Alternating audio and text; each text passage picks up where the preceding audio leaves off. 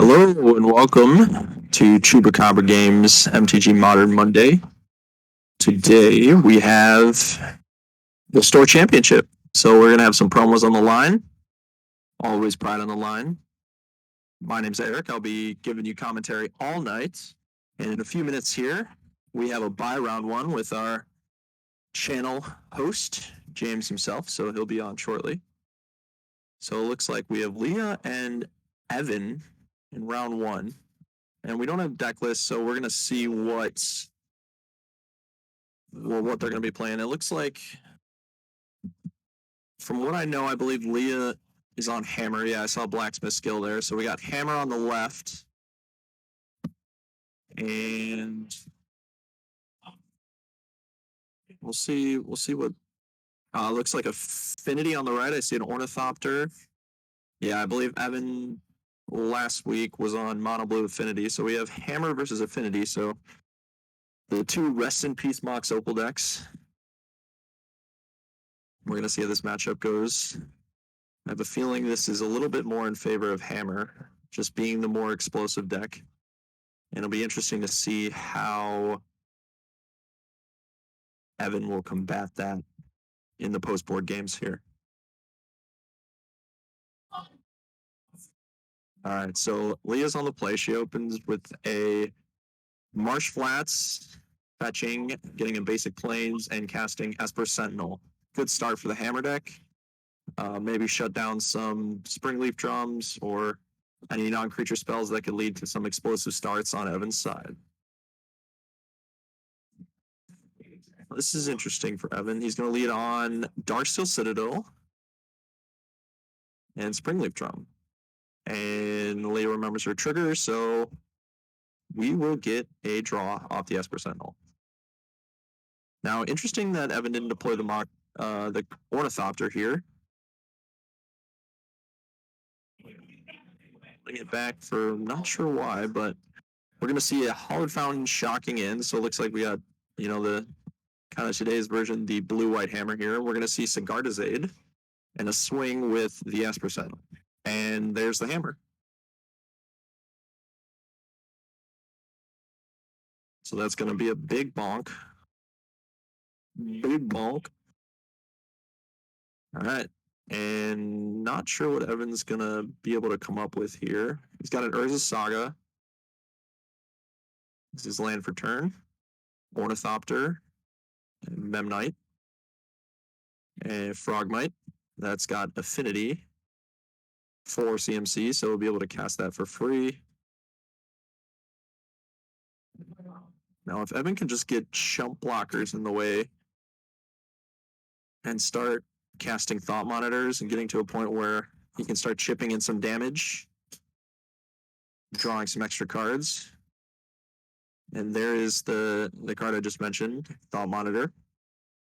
Another Frogmite, just pouring out his hand here on turn 2. And a Sojourner's Companion, also for free. Well, costing 1 off the Darksteel Citadel. And we're welcoming James here with us now. Hello. We've got a very interesting matchup here between Blue-White Hammer and what I believe is a mono-blue Affinity deck. I believe so, yeah. I think we've seen Evan, I think last week played this deck. So, a couple of flashing artifact strategies. Yeah, I said it was the Rest in Peace Mox Opal squad here. Oh, God, yeah. Hopefully this deck should be nuts. Mostly Hammer, I think. Hammer would have so many more turn 2 kills. It's just... Oh, yeah. Get Mox Opal out of here. All right, so we're going to get a trigger on the Urza Saga. See if Evan can put something together here to get through this big Esper Sentinel. I just realized we have 11/11 Esper Sentinel. Yep, that was on turn 2. Got a big chip in and damage there. So we got the cranial plating coming down, which will be able to somewhat contest with that Esper Sentinel. Yeah, and still have an evasive threat. Yeah. That's something that Affinity, I think, might actually have an edge here, is you just get to hold up flying blockers most turns. Right. Yeah, I was thinking if Hammer was able to get that super aggressive start, kind of push through, But it looks like here Evan might be able to stabilize. It's looking like it, unless Leah can find Shadow Spear, which we do see Urza Saga. So in a few turns here, we're going to be able to trample over whatever Evan can put up to block.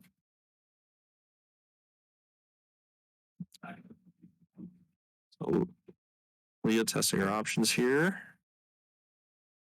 And we'll get Cauldron be put in off the activated ability of Stoneforge Mystic. That is another way to deal with these creatures.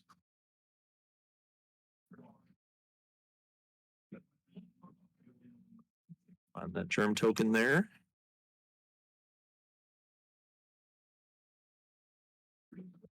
With the ability on, or with the Sigardizade. the Sigardizade ability, equipping it to the Esper Sentinel here.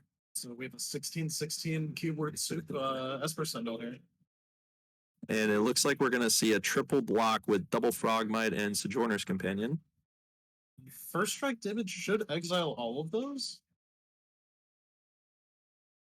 No, we still have to deal lethal damage. It doesn't have death touch, so it's gonna trample over for 9. 9 damage, yep. Or 8, it looks like damage, here. Okay.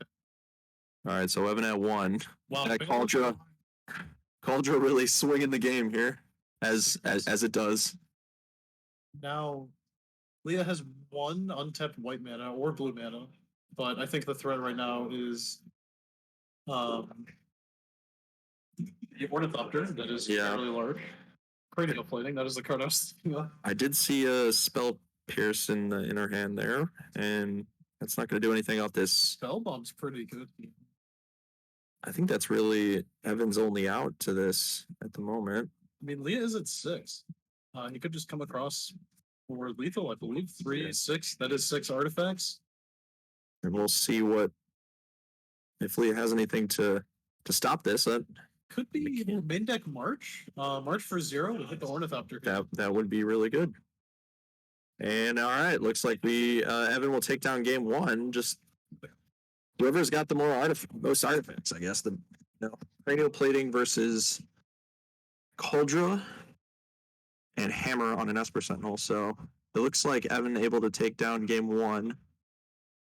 Now, this will be interesting to see sideboard what exactly we see out of these decks to combat each other. This is, kind of one of those goldfish matches up to the point where there's board states and it's just attacking and blocking. If Evan can present enough creatures in front of Leah's early, hammer and damage, which he should be able to with Ornithopters and whatnot, then his, flying Ornithopter should be able to get through here.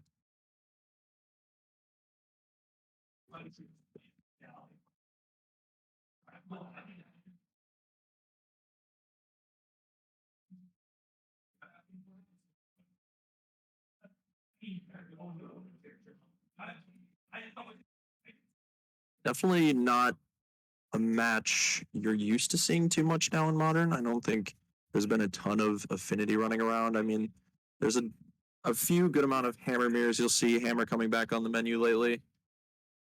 Adapting this blue-white version of it. I think it's been kind of good. I think Hammer kind of lost its identity a little bit after the Lurrus ban and has kind of figured out what the best version of that is.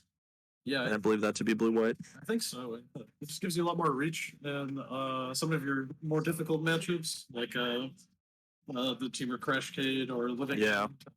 It's going to give you actual game against those decks.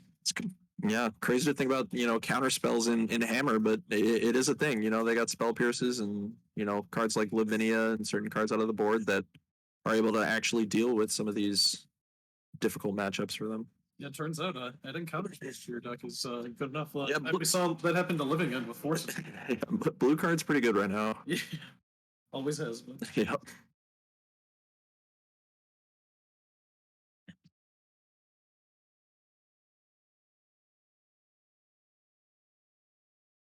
All right, so we did see Leah was on the play last game. She will be on the play again this game. I think that is the starting point here. That's where you want to be. I think if she can put together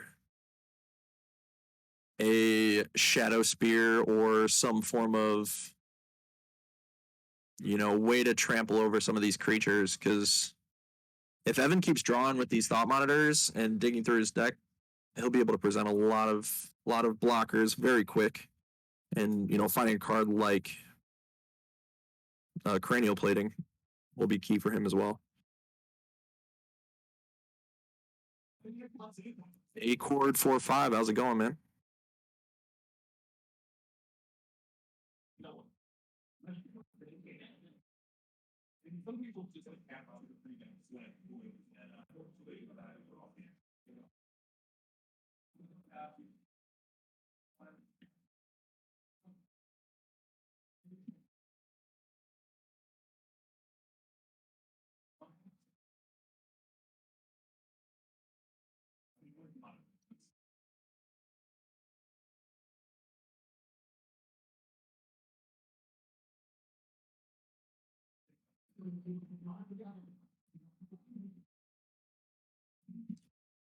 All right, let's see what kind of start our players can prevent here, or can start with here. All right, looks like I can see an Ornithopter in hand for Evan. Urza's Saga on the left. Marsh Flats.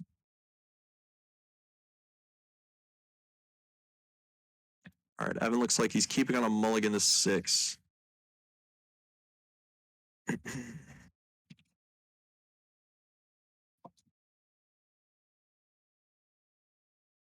And it's looking like Leah's going to keep as well, just deciding what she wants to put on the bottom here.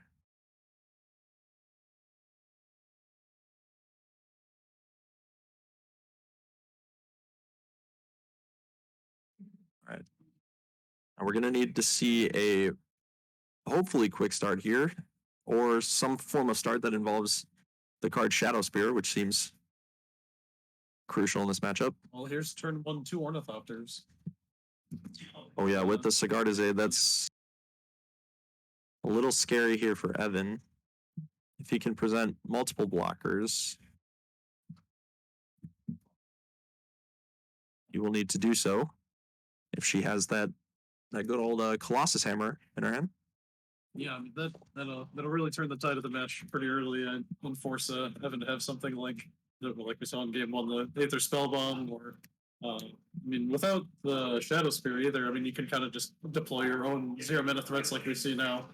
Yes. The Ornithopters will lose flying, so something like Murktide's can be really good at blocking.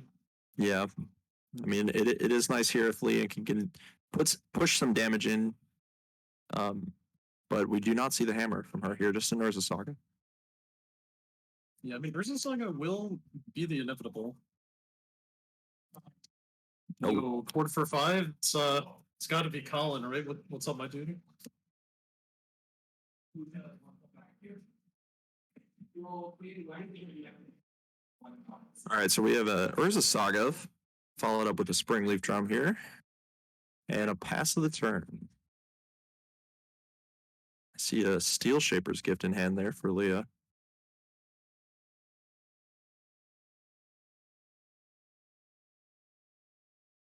Now we'll see which road she wants to take here, whether she's going to be making constructs or going for a more lethal looking swing. And she's got 20 damage to go, so. Yeah, I mean, the constructs, I don't know if you can go wider than Affinity can go. Yeah. You might just be trying to go over the top. I think something like Inkmoth Nexus is really how you want to win this game. Yeah, it looks like she agrees with you here, going for Steel Shaper's Gift. And she will get that namesake Colossus Hammer. Yeah, and we do get to attack with both of the Ornithopters, and then before damage is dealt, we're going to be able to equip the Colossus Hammer at instant speed. So since there's only one flying blocker for Evan, this should be a 10-point swing here. Yeah. Yep. All right, so we're going to see that exact play. Notably, she is tapping her white mana, so something like Blacksmith Skill is not being able to be held up here.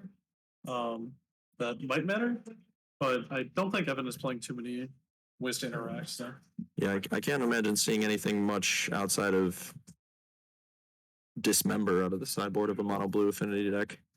That's Or Galvanic Blast if that's something that he's splashing for. he could be on the 8 Springleaf Drum build, which is a new blue one. Moon Snare prototype. Yes. Yeah. That makes men of any color, right? That makes colorless mana. That makes colorless mana. Yeah. Okay. But you get to tap any kind of artifact for it. Yeah. All right, so we'll see a Thoughtcast here. See if Evan can find some more gas to kind of fill up this board a little bit. We're going to see a 1-point swing here with that Memnite getting in. And notably, no additional Affinity cards played here, so if Leah can find another hammer, then we can do a similar attack as last time. Yes. And just get in for 10 again. But a Saga. I mean, yeah, we'll have a Saga trigger here, so this is Shadow Spear. Yeah, that's just better, I think. That's gonna put Evan down to 1 if he has nothing else, which is pretty strong. And Leah has 2 cards in hand now. Yep, looks like a March and a Puresteel Paladin. So this is interesting here. Could Leah have gone for lethal? If she just got a Colossus Hammer? We just have the March. Yep. And that'll be game 2. So we'll go 1-1 into round 3 here. Some quick games for this artifact. Yeah. I feel like Affinity can grind pretty hard though, so we might see a longer game for game 3. Yeah, I think Hammer having access to March of the Otherworldly Light post board is a huge boost for them. Oh yeah, that card's just very strong in general too. Yeah. It answers a lot of threats people are going to be playing. Oh yeah. And Evan not able to put together, kind of that explosive Affinity start that he had on turn 2 last game. Only having the 2 blockers there, and maybe there shouldn't have been a swing with the Memnite there, but I mean we had a Shadow Spear, so it was going to 1 anyway. Yeah, was forced to draw the card to the next turn, but yep. Yeah, I think him being on the play this time means he can he'll have Saga priority basically, so his Sagas will pop off before Leah's will if they're played on the turn. So that might be pretty impactful, as well as just cobbling together like a quick cranium plating. Yeah, but kill. I mean, if she can find Shadow Spear, though, I think unless he's got an explosive start with a ton of artifacts, I think her Sagas are a lot better than his. Yeah, and do we know if he's just mono blue or does he have? I believe I played him last week, and I didn't see any non-blue cards in his sideboard, so okay. I know there's nothing in the main deck. It's mostly just a modern version of 8-cast here. Right. I always see the lack of memories in these Affinity builds, and it makes me sad because I feel like if that card was allowed to be played in Modern, it would be very strong. But there's just so much removal for creatures that I don't think you can reasonably play. Yeah, you can't really protect them, and yeah, you're exactly right. You look at a lot of creatures that you see available in other formats that really haven't made their name in Modern. And then that's just the nature of the format. We got, Furies and Unholy Heats and Solitudes. Oh, yeah. Just so much removal running around that. Even before MH2 came out, I know Legacy was looking at the Ethereal Forager as an actual finisher. Yeah, I mean, Murktide kind of ruined that for that card, but, I'm sure maybe one day we'll see it back. Talking about explosive starts, how's this one for you? I like this one, but we do need to follow it up with some form of, cranial plating or something. We can get some damage in here. Right. And we do see a Welding Jar. I'm not sure how much that's actually going to matter in this matchup, since Leah's going to be using exiling effects to deal with his permanence. Yeah, a little awkward here. I mean, it could be profitable in a blocking situation. All right, we're going to see Urza Saga and Sojourner's Companion, so just getting more material on the board. Yep. Going wide, as we were talking earlier, might be a strategy. Yeah. Leo's not really going to block with the Esper symbol.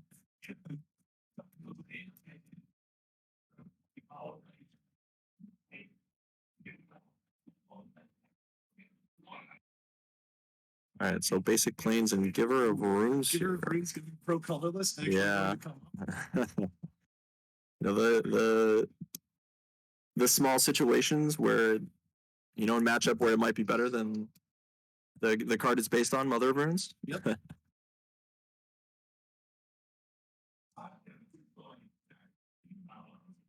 The Salamander is a 4/4, right? Yes, 4/4, and then the Frogmite's a 2/2. So we have a clock starting here, but Lee's setting up for a pretty powerful turn. It's got to be one of these turns. Yeah, I mean, if she can put together a Pure Steel Paladin or a Sigarda's Aid here to be able to cheat on that equip cost, she can just start getting in pro colorless with either creature. Yep. Looks like we're just gonna pass back though. I think we're making a construct before we sync it. Yeah. Yep. So 8. This will be an 8/8. We're getting the Spellbomb here. We're getting Springleaf draw. Springleaf draw. That's surprising. Maybe we already have Spellbomb in hand. Yeah. I think getting the giver off the board would be quite profitable for Evan here, but maybe he doesn't have anything else to deal with the giver, so he's acknowledging that the Spellbomb isn't gonna work. Yeah, they're just getting something else. And yeah, drawing more cards this turn. Yeah. I could be tempted to draw more cards here. Ooh, Spell Pierce on the Thoughtcast though. That's gonna put the brakes on Affinity this turn. Still getting in for some damage here, but Leo will be able to profitably block one of these creatures. Yep. All right, looks like she's going to give the Ornithopter pro colorless, and she'll only be taking 2 this turn from the Frogmites. I mean, down to 10, that's basically cranial plating range. If that's going to be one of the draws for Evan, he could also draw into one of his cast effects that we've only seen one of so far. So. Yep. Yeah, I think both in kind of top deck mode. It looks like we got a Plains and a March in hand on Leah's side, so pretty powerful here. Going to deal with the construct. Yeah, I think that's where she's going to have to point this here. Deal with the construct, and then you take 2 every turn, and hopefully he draws worse than you do. Yeah, that's the stage of the game where that's exactly. Here's Darkstone. Yep. There's one mediocre draw. Yep, just turning them sideways here.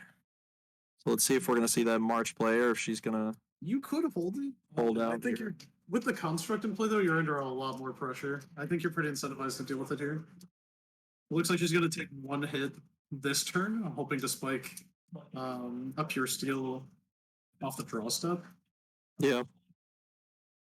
I mean, what do you think's the incentive to hold it here? Just if your opponent draws cranial plating. Sure. You might be in a bit of trouble.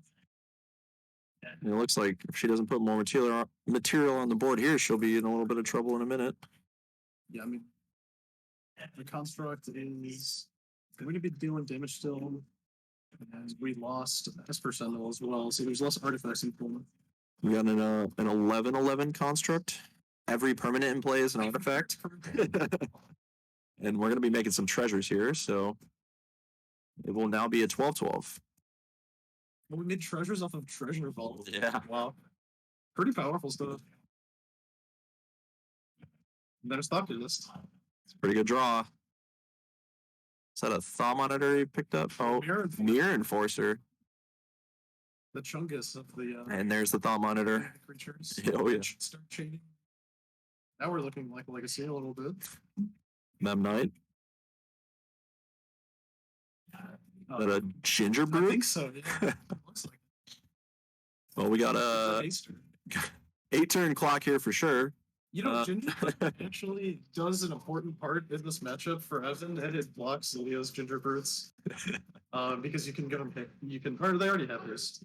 So you just get to block. You get a block with them, yeah. I couldn't better.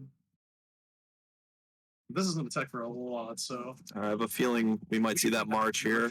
Yeah. All right, so March going to handle the construct token. And then we're gonna soak up 4 damage, go to 5.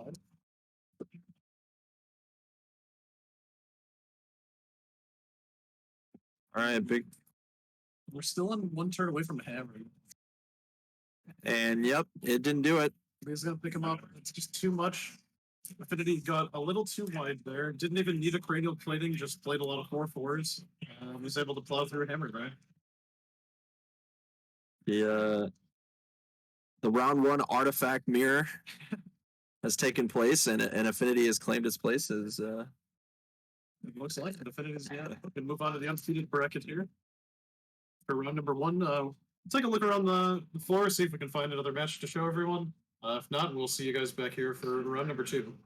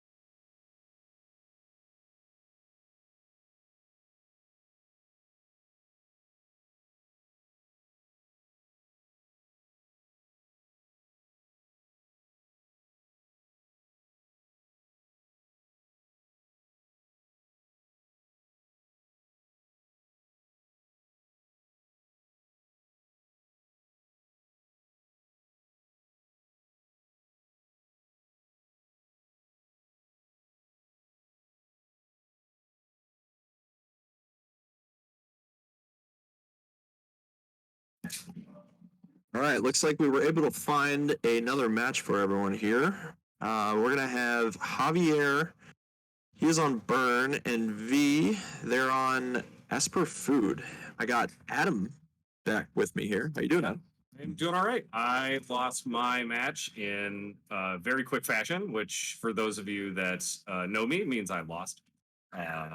I don't tend to win quick, but that's all right. We're here watching two people known for playing red decks. One of which is not on the red deck, but that's all right. Javier was kind of up in the air as to what he was going to play walking into today, but looks like he went with his trusty burn. I mean, this is his bread and butter. You know, this is he's ready for the 4-color control. Yes, matchup. He's certainly ready to run into me, so that's okay. But I'm not quite sure how Javier's matchup is here. There's a very good chance that he can just overrun the food deck, but there's also the chance that V sets up repeated food activations and just locks Javier out of the game. So we'll see how this goes. Turns out those food, they gain life. Yeah. So we will see here. Looks like V is going to lead on some land. A land of the Demir variety. Looks like a tapped Watery Grave. Yep. That's the one that would come into play tapped. And it doesn't look like they played anything. All right, so we got a Saga with the common turn 2 play here tends to be Ledger Shredder, or we're looks like we're Bone Shardsing. Discarding a time save. Okay, so that means I would think that means we've got access to either another time sieve, an Emery. You know, I think if V has the Ledger Shredder here and they don't have a Mishra's Bauble, you're kind of really exposing that Ledger Shredder to Lightning Bolt. Yeah. So this is probably the better play. I think you're actually okay with trading for a bolt, but the real thing you're worried about is Searing Blaze there. True. Since other than I guess V plays enough creatures that Searing Blaze is going to hit targets, but my other question is, I wonder if V's plan here is to just not worry about the time sieve until the late game and just make sure we get to the late game. Yeah, I think we see that line with the turn 2 Bone Shards. I think just addressing the creatures and being able to give themselves some time is very important here, because I mean, a lot of these creatures are exposed to a lot of these removal spells here, and like you said, you know, Searing Blaze is a real issue for this deck. Searing Blaze is a real issue, and like you said, without a Ledger Shredder that immediately gets activated, basically every single creature, save a very, very big Construct, is in bolt range. And even the Constructs are susceptible to things like Smash to Smithereens, Wear Terror, whatever artifact hate Javier seems to be packing to them. So that's a Lava Spike to V's face.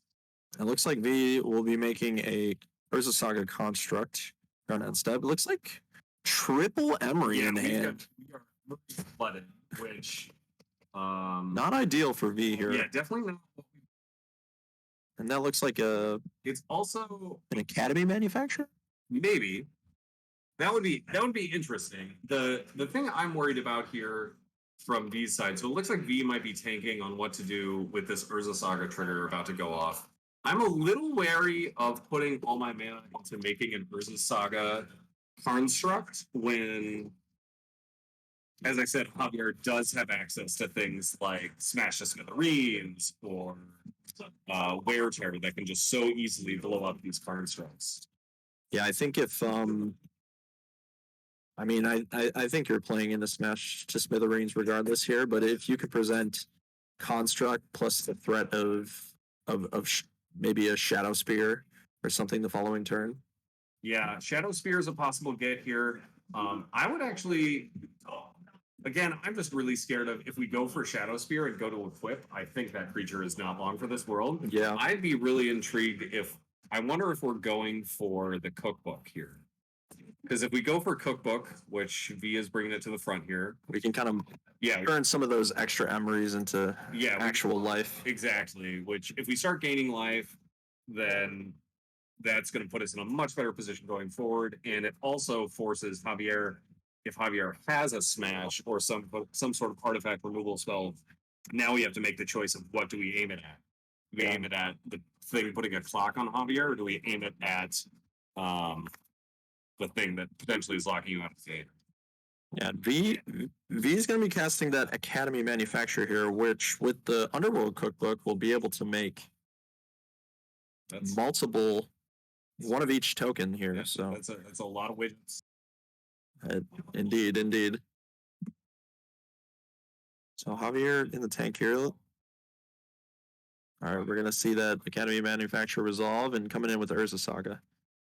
And it looks like before damage here, we're gonna see the discard to It's like we're, Underworld Cookbook. so we're We are bolting the manufacturer with the cookbook trigger on the stack. So we're only gonna get one token here. yeah, I mean not ideal for V, but at least the food's the one you care about the most.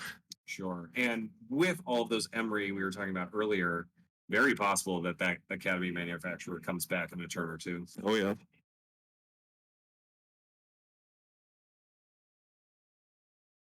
All right, we're gonna see a sack of the Sunbaked Canyon here. Javier looking for some more gas. Looks like a little bit land flooded over there. Is it a Boros Charm? Another Lightning Bolt? Javier plays with such interesting arts that I can never quite know what he's casting. We got Secret Lair Burn over here. Yeah. All right, so we're gonna see a shock of the Sacred Foundry and pass, potentially holding up Skull Crack or Boros Charm here, or double spell could be. With the crack of the Sunbaked Canyon, I've got to be feeling pretty good if I'm V, that if we're not totally out of gas, we're at least kind of out of gas. Yeah, I think it's a sign of weakness, either suggesting, not his Javier's removal spells are not lining up very well, or he's just flooded. Yeah, which, like you said, is what you want to see. Either that or Javier's really just trying to put V in the position to put a lot of resources into this construct and then blow V out, which, I mean, this is looking pretty good for V because they have a Unearth on the stack targeting Academy Manufacturer, and Javier's pointing his Lightning Bolt at the Urza Saga construct. This is interesting. There's definitely that construct's a sneaky 4/4. Yep. So I'm not sure if we saw something else for this construct. V foregoing getting the extra tokens off the Academy Manufacturer in order to save the Urza Saga construct here. Yeah, and for V, that's got to feel like a pretty great situation when it's a triple cookbook. That is in fact triple cookbook. That is triple cookbook and time sieve as the fourth card. So we've got a lot going on here. And V's got to feel pretty good about. I mean, they just got every bit of value out of all three of those Emerys, even though they were Emery flooded a few turns ago. I mean, that's the nice thing about this this food deck is this cookbook being able to get rid of cards and turn them into actual cards that you might want, like for example, life against burn. Passing the turn with 2 food on the battlefield against the burn deck. And if anyone is gonna feel comfortable playing against this kind of red deck from the food side of things, it's gonna be V. V has so many reps with these prowess style decks. Did play burn for a bit, so yeah, they really know what they're doing when it comes to the red matchups. Yes. Yeah, definitely well versed in these sort of combat math. Am I ready to attack for lethal? Oh, so we've got a deflecting palm. Okay. All right, so it looks like Javier trying to redirect that damage to V. So that's 1, 2, 3, 4, 5. So if V is, did V just let that happen? Yeah. That was 5 damage to the face. Oh, okay. So are we just winning here then?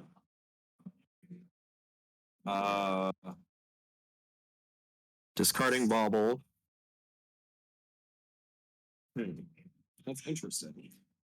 My thought process was, I mean, if he just has the win here, then V just has the win here. But my thought process was, in response to the palm, we could have sacked a food, made the construct smaller, gained 3 life, and then the deflecting palm actually only deals 1 less to me.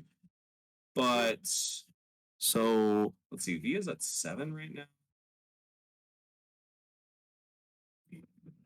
I with it. I mean, Javier is just dead, right? that's lethal. Yep. Yeah. So Javier, I think, had to have exactly smash for the time sieve.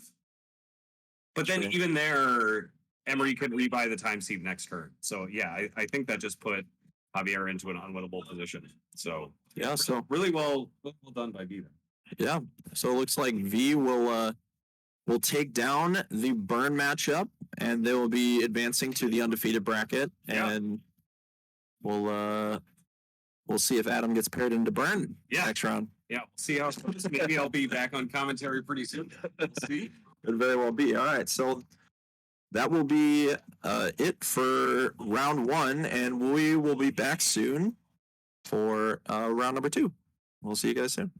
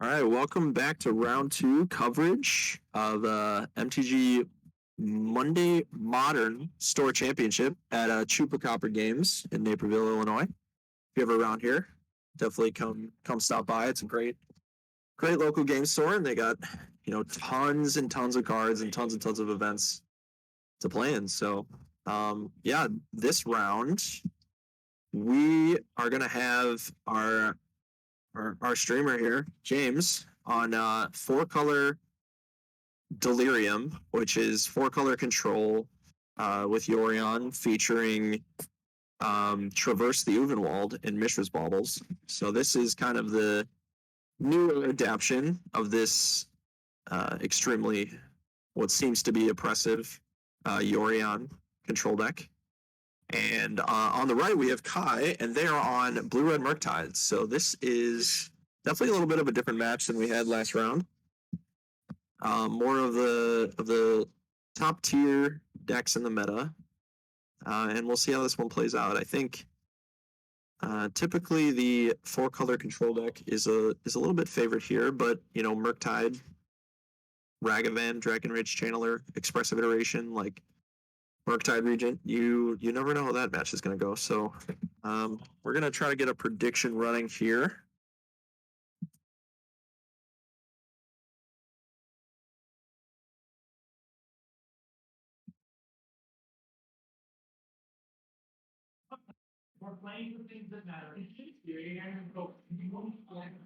So let's get a new prediction.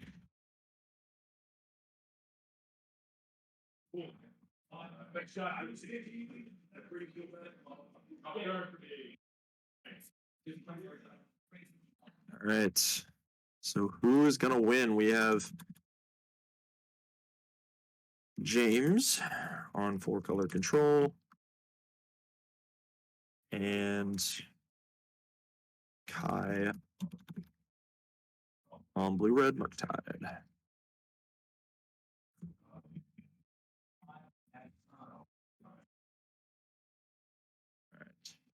Start that prediction now. All right, so it looks like we have a fetch for a Larvan Triome, and then a Ragavan on Kai's side. And then we will see on James' side a Sacred Foundry, Abundant Growth, drawing him a card, and casting Unholy Heat on the Ragavan here.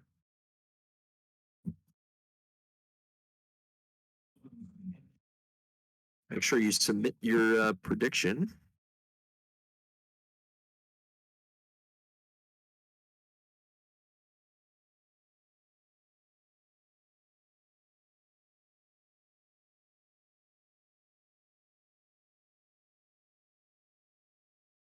All right, so Kai with a fetch here, getting a basic island, and we'll see Ledger Shredder. And followed up by a Bauble.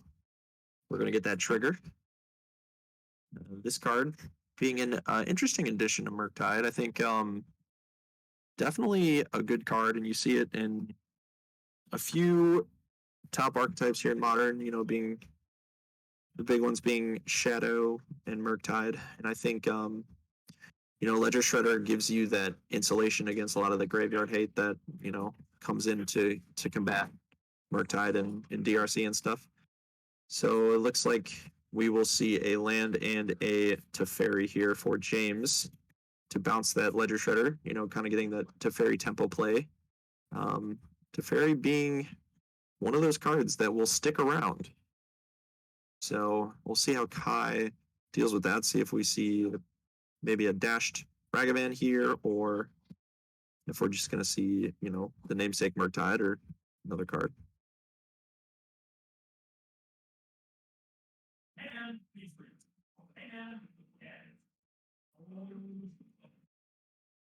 All right, it looks like we're going to see a Ledger Shredder here, and I imagine followed up with either that Unholy Heat or Lightning Bolt in their hand. Yeah, we're going to see the Lightning Bolt on the Teferi, and we're going to get a Ledger Shredder trigger here, discarding a, looks like a Spell Pierce? Yeah, so we'll get a counter on that Ledger Shredder, and we'll see how James responds.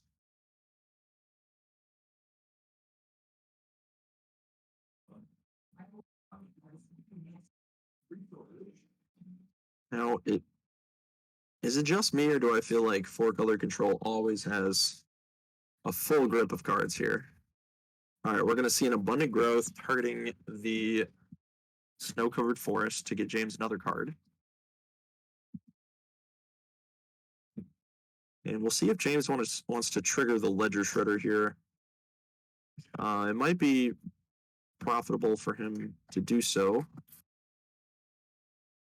All right, so we will see a fetch off the Misty Rainforest, finding a snow-covered island, and off that lovely abundant growth, we're going to cast an Endurance. We're going to target Kai, hopefully being able to keep them off a Murktide next turn. Notably, Kai did miss their Ledger Shredder trigger. All right, we're going to take a damage off of the Fiery Islet, and we're going to play a DRC. And then we're going to see a Bauble, and we got the Ledger Shredder trigger this time, so surveilling that Scalding Tarn in the graveyard immediately, and it looks like we picked up another Ledger Shredder, so you'll see what Kai wants to discard. And we will put that DRC to the bin, hopefully fueling up future Delerium for that onboard DRC. You know, the nice thing about Ledger Shredders, it's provided Murktide with a lot easier way of getting Delerium. Often found, playing Murktide, if you don't hit a lucky DRC or a Consider, you're often stuck not having, that fourth card type you need. So Ledger Shredder providing a lot of insulation, being able to get Delirium. All right. And it looks like that Endurance is holding down the fort. So we are going to see a pass of the turn to James. Now, James, a little bit in the tank here. We will see what he's going to do. And I like the start here. We're leading on in an expressive iteration for Kai. Now, Kai tempted with the counter spell in hand, but, James having an additional 3 mana available with the land drop, that could mean Omnath or, something scarier. So I think Kai is going to hold back that counter spell for something that impacts the board.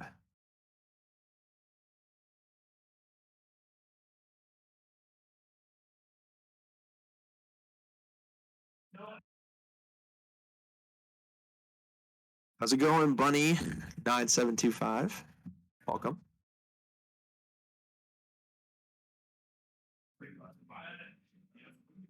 All right, so we're going to find that Roger Tram off the expressive iteration. We're going to play it, and we were just going to see a passing of the turn for James here, holding up Interaction. And Kai is going to play their second Ledger Shredder. See if we can get another spell to trigger both of these Shredders. All right, so not currently with Delirium, but Kai hoping that the resolution of these triggers will get them enough to get Delirium on this Unholy Heat to kill that Endurance there. All right, so we're going to see a discard to Ledger Shredder. And there is the instant needed for Delirium.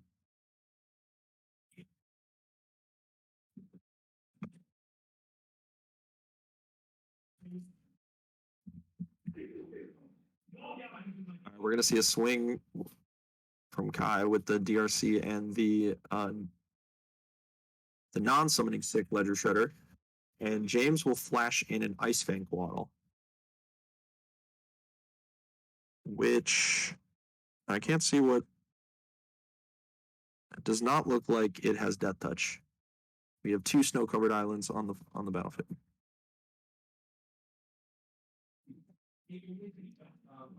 We will see an untap or a passing of the turn from Kai. Back over to James. Now this is the scary turn here for Kai. They are currently tapped out, with quite the board state, but when 4-color control gets to untap and have a land drop, Kai's board can be gone really quick here. So if James comes together with something like an Omnath, things could get a little out of hand. So, all right, so we're gonna start off with a Traverse the Uvenwald, which James indeed does have Delerium with land, sorcery, creature, planeswalker, instant, and as expected, this we will see the Omnath. I think Traverse, obviously making the 4-color deck a little bit vulnerable to some graveyard interaction, but I think having that 1-mana tutor, in spots where you need a creature, or Boseiju, or, a relevant card like Omnath is super important, especially in game ones here. So Kai's going to be able to trigger both of their Ledger Shredders, but James will play a fetch land, get an initial Omnath trigger, and followed by an additional Omnath trigger to be able to make mana, which basically making Omnath a free spell here. I think it's crazy to think how this 4-mana, permanent creature has a place in Modern, but, given that all you need is one fetch land following the resolution, and the fact that it draws a card, you're really able to make up immediately for the cost of this card. Really tying this 4-colored control deck together. All right, so James fetching a tapped Temple Garden, it looks like. I believe 4 mana floating here. So, oh no, it looks like he's going to shock it in. So we're going to need that 5 mana. Looks like we're looking for a Fury or a Solitude here. Probably Solitude here if he's shocking it in, but we'll see what we could see another Traverse. Oh, it looks like we're going to see a March on the tap Ledger Shredder. And a Ren and 6 here, being able to fuel this future Omnath. The combination of these two cards in this 4-color deck is definitely a mighty one to beat through. Being able to get that additional mana and life gain every turn with this Ren and 6 while threatening an ultimate, in addition to having all these really powerful just cards in Modern, having the most powerful cards in Modern, arguably, is very threatening for Kai. So Kai looks like his hand, or their hand, is Murktide, Expressive Iteration, and Counterspell, and Mystery Card. And we're going to see a Expressive Iteration from them here. So we're going to surveil that Ledger Shredder into the graveyard, and we're going to see Double Consider, another card. So it looks like they're going to exile the Consider. Kai gonna need some help here. I think they need to start looking at resolving this Murktide and applying some pressure, because if they give James enough time here, he'll assuredly be able to pull ahead.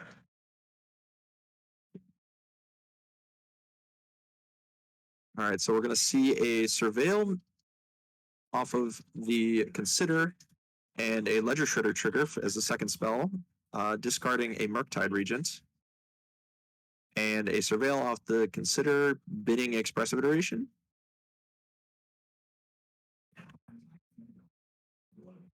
And resolving the Consider to draw a card. Once again, Kai is tapped out of Counterspell mana, but we are still putting the pressure on here. It does not look like this Icefang Coatl is Death Touch yet, but Kai going for the Ren and 6 here, afraid that that might get out of hand soon here and they might not have a window. But James having that fetch land from the previous turn, being picked up off the Ren and 6, was able to give him an additional Omnath trigger, 2 triggers here, and getting that snow-covered island extremely important here because that will be able to make that Ice Fang Coatl delirious. Not delirious. Death Touch. Excuse me. So much delirium running around the format, dude, you know? All right, so James checking here, seeing what's in his graveyard. Maybe has a Traverse in hand or an Unholy Heat just to confirm.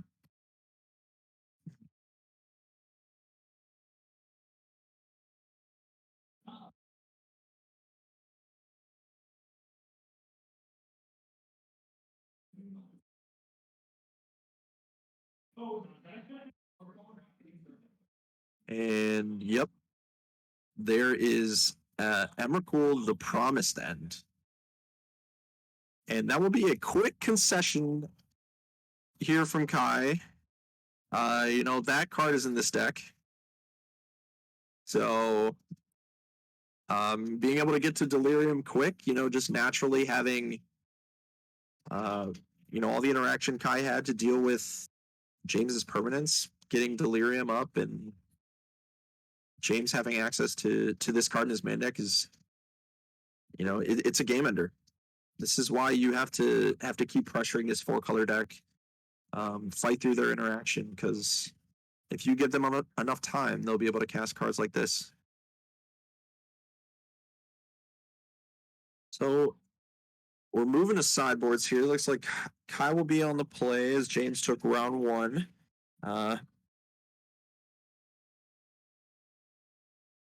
Interesting to see what James will bring in this matchup. I know a lot of different 4-color players playing a lot of different sideboard cards. I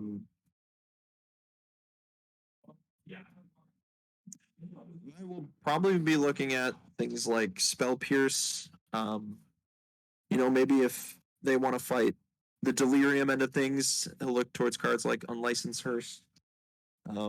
So there's plenty of options here from both players.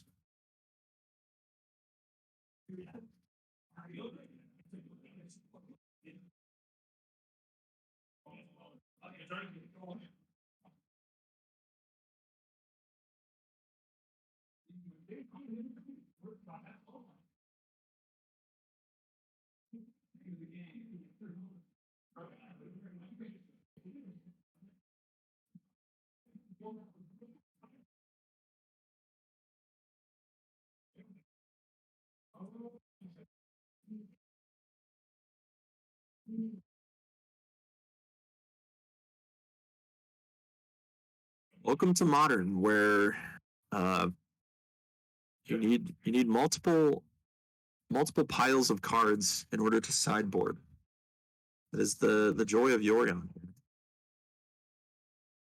So I think in game 2 here, we will need to see more of a tempo draw from Kai, maybe being able to get in some early damage, counter some key spells like Endurance, Teferi, some of this stuff that can just, you know, cause Kai to slow down the game, slow down his game and interact, and James being able to profitably interact with him, leaving permanence behind, which is one of the powerful things about Teferi and Ren and 6, being able to, you know, Ren and 6 being able to kill some of these X1s while also still being able to stick around. Teferi being able to bounce Murktide or Ledger Shredder, as we saw in that last game, and still being able to stick around, interacting with Kai's counterspells. So it'll be really important for Kai to get in a well-timed counterspell or Spell Pierce this game. And I think just being able to keep a very tempo and high-pressure hand here.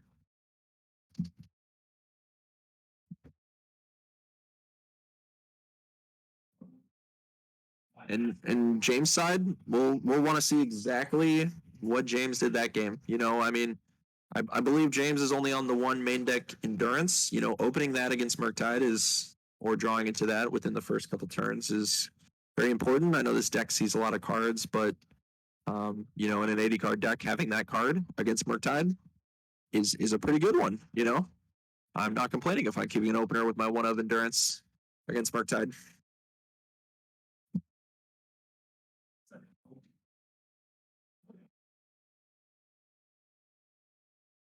All right, so James posturing to potentially keeping this initial 7 here.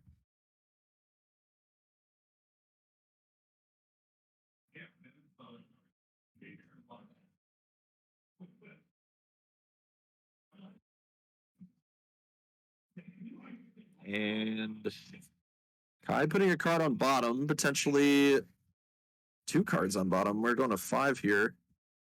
Not ideal for Kai. It looks like there's a Ledger Shredder in hand. Spire Bluff Canal. Or, excuse me, Scalding Tarn. So we're going to see a Scalding Tarn go from Kai's side here. James is going to fetch with a Misty Rainforest. Finding an untapped green source. Which I presume will be Snow-Covered Forest? Yes, Snow-Covered Forest. And we'll be casting Abundant Growth. And drawing a card. And Kai, what proceeds to be shortcutting on his end step here, will be shocking in a Steam Vents and casting Consider. Consider will surveil Jace the Mind Sculptor to the graveyard and draw a card. We'll see another Scalding Tarn here on turn 2 from Kai. Getting them an island here. So given the context of Kai's hand, I'm fairly certain I saw a Ledger Shredder here, so we might see that. Yep, there's the Ledger Shredder, and no Bauble to follow up. James with an abundant of removal in his deck, so we will see if this Ledger Shredder is long for this world. Could see something like a Prismatic Ending, but James plays Boseiju, and we will see the Prismatic Ending on the Ledger Shredder. Being able to get no value out of that Ledger Shredder. Unfortunate for Kai, but James lined up the Prismatic Ending very well. Kai will lead with an expressive iteration here. Now, notably, James did play as Boseiju. Now, there's not a lot of application for Boseiju in this matchup necessarily. So maybe showing as a sign of weakness that James, doesn't really have other lands to play. So that is to note. Kai finding a Steam Vents off this expressive iteration here. This card good in every format, in every deck. And we'll be casting a Ragavan. Now, Ragavan, given this James's build of 4-color control being on Holy Heat and March, typically you are more inclined to want to dash Ragavan in this matchup, but I think given the way James's deck is constructed, it's less relevant here. So Kai just trying to get material on the board, hoping that they can stick something here. James just playing a Flooded Strand passing, so holding up some interaction here. We're going to see a Mishra's Bauble on Kai's side. Looking at the top card, cracking it immediately. James is going to fetch with this Flooded Strand, and I'm expecting either a March or an Holy Heat here. Now there is Kai does have mana available, so we'll see how this goes. Looks like James is going with the March of Otherworldly Light. We'll be exiling the Ragavan here. Kai passing the turn, getting a Bauble draw in their upkeep. And James feeling pretty comfortable here, I think, given that Kai really hasn't been able to stick any creatures and apply any damage, so you're feeling good on the 4-color side.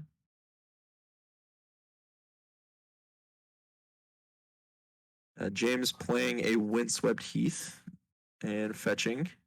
The classic 4-color player, always trying to figure out which one of shock land to get. And it looks like this time it will be a Breeding Pool.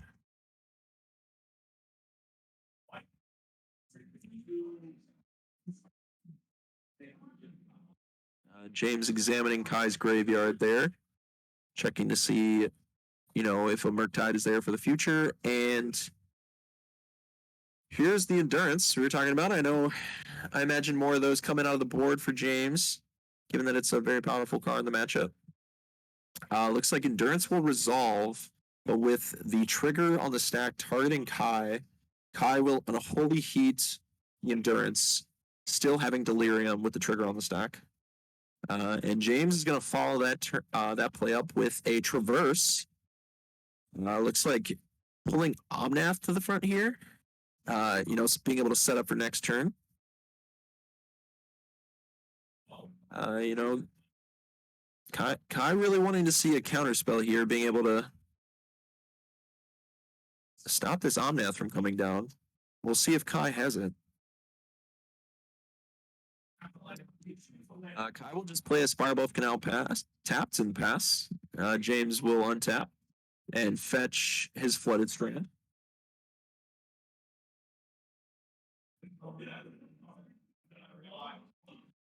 Getting a snow-covered plains here. Very, very crucial, even though James doesn't have any Ice Fang Quaddles currently on board, but being able to get those to have Death Touch is important against cards like Murktide Regent and Ledger Setter and Dragon Race Challenge. So playing for the future here. James will play a Teferi uptick and pass the turn. A sign of confidence here from James, given that he's not looking to cash that out for a card immediately. Given that Kai doesn't have Delirium, Teferi's a little harder to kill, as Unholy Heat usually is the answer you want to see for Teferi once it resolves. And unfortunately, this mulligan of 5 is looking kind of bleak here for Kai. Just to land and go. James going to be on tapping again with the Teferi, so the world's his oyster. We will see that Omnath here that James traversed for last turn. And a Scalding Tarn is going to fetch, giving that Omnath an additional trigger here. It's going to get a tapped Steam Vents.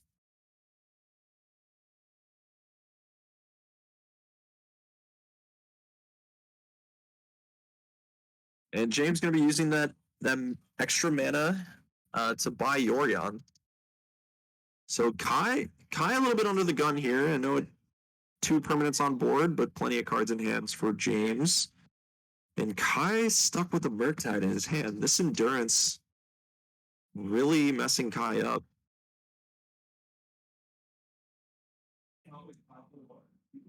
Alright, Kai gonna thin their deck here. Getting a tapped Steam Vents. I at 13, James at 17. So James at a healthy life total.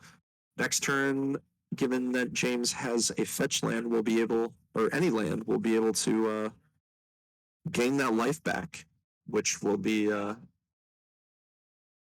ticking clock for Kai here. So, all right, looks like we see a Fury in Kai's hand. Gonna cast that Fury. It will resolve all 4 damage, targeting the Omnath. Hopefully giving Kai the time they need in order to recoup after this mulligan here.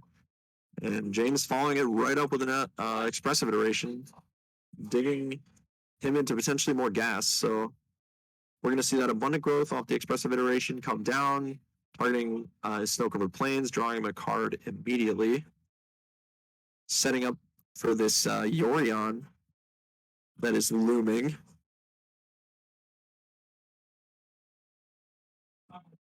And uptick of the Teferi, and James sees no reason to resolve any more spells that turn. So Kai going to continue thinning their deck on the end step.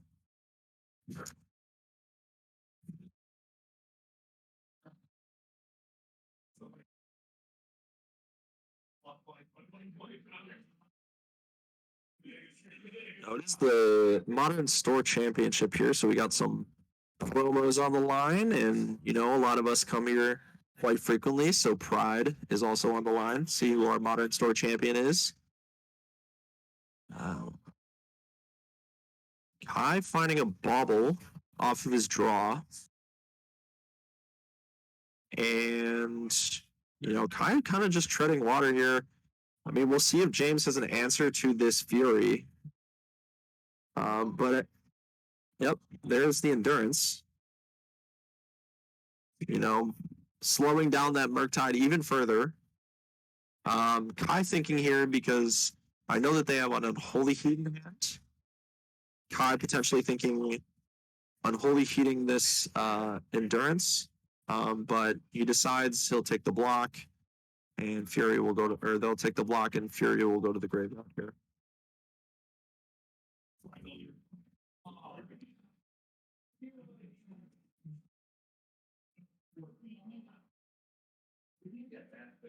Kai just going to Unholy Heat this to Fairy for 2 damage in order to get this Murktide region out there. Kai just seeing that they need to get something on the board here, so. Oh. We're going to see another traverse here from James.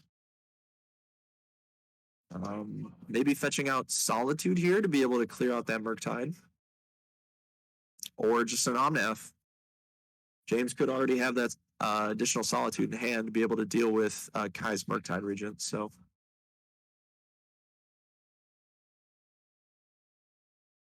we're going to see another Abundant Growth from James, still pumping up that looming Yorion. If we even get to that point.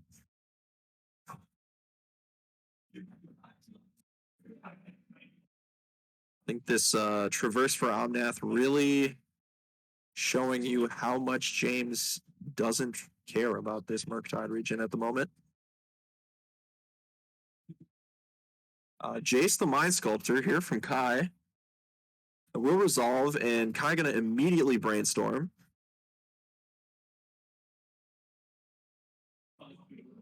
And we will see a Ledger Shredder here. Kai going to combat.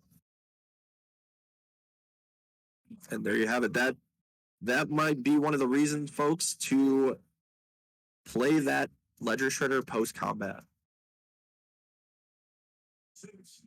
James sweeping it up with the uptick of Teferi, being able to instant speed cast his Supreme Verdict, dealing with the entire board. And now, because the 4-color control deck has access to 5 different colors of mana, only 4 necessary to kill this, exile this Jace with Prismatic Ending, but being able to cleanly answer that Jace, making it a 4-mana Brainstorm.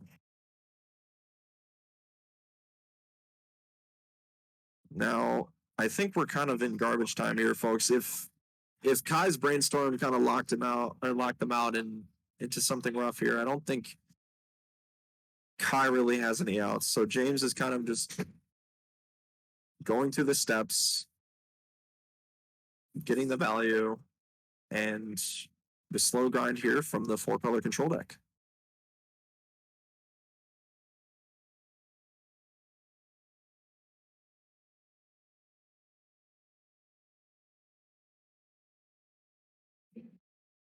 And here's that Yorion I've been mentioning so far, and the value is too much for Kai to handle, and it looks like James will take down round 2 on 4-color control against Blue-Red Murktide. This 4-color control deck, mighty strong, and I think the Murktide matchup is fairly good for this 4-color control deck, just having all the answers it needs to deal with Murktide region. So that will be it for round 2. We have about 17 minutes left in the round, so we'll see if there'll be another match. If not, we will see you guys in round 3.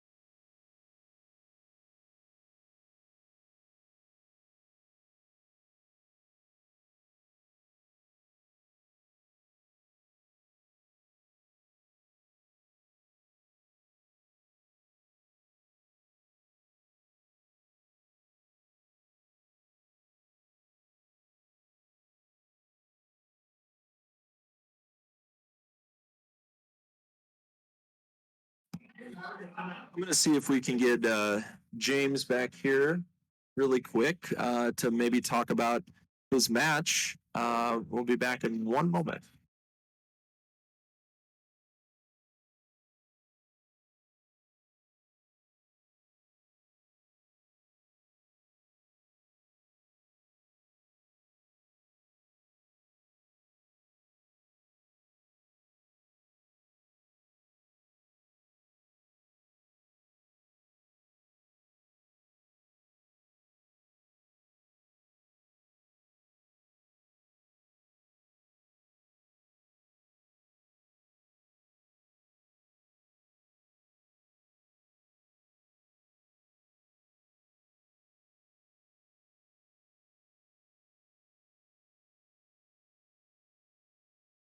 All right, we have James here to talk about his match against Blue Red Murktide.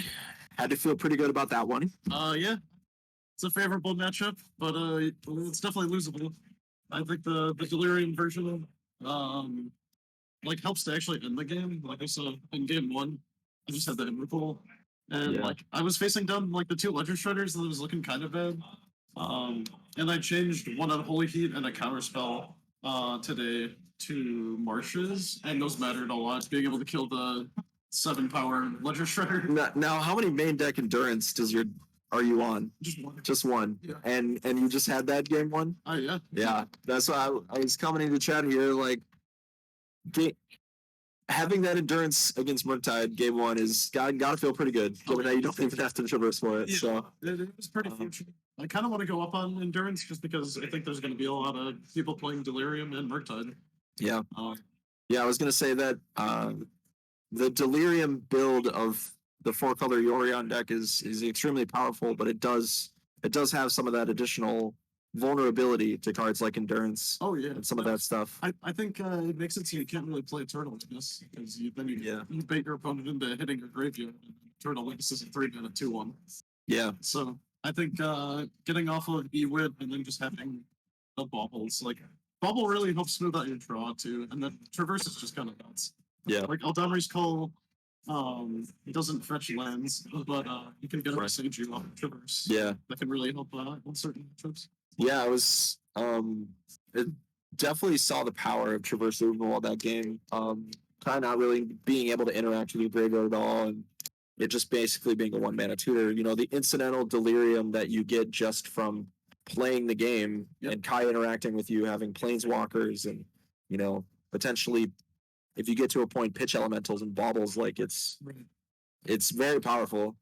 I think that the second game, the top deck Jace that they had was probably like the best card to draw in that situation. Yeah. Because I passed and held up the verdict at instant speed, but then they played Legend Shredder into verdict. So Yeah, I think if you get to keep Shredder there, you're probably in a decent spot. Right. Yeah, no, that's what I was saying to Chad here, that it probably better to hold that Ledger Shredder till the second main phase there. At the very least. But you know, it ended up working out for you, and the deck looked really good. So I'm excited to see how you do in the rest of the rounds. Yeah, me too. Yeah. Hopefully we don't pair into Tron. Yeah. There's some of that here today. So so we will see Tron always enemy number one. So Somehow, yeah. no matter what, you know, just gotta hope you get that Renin 6 Pasage lot going. That's the plan. So all right, well, we will see you guys for round 3, and see you soon.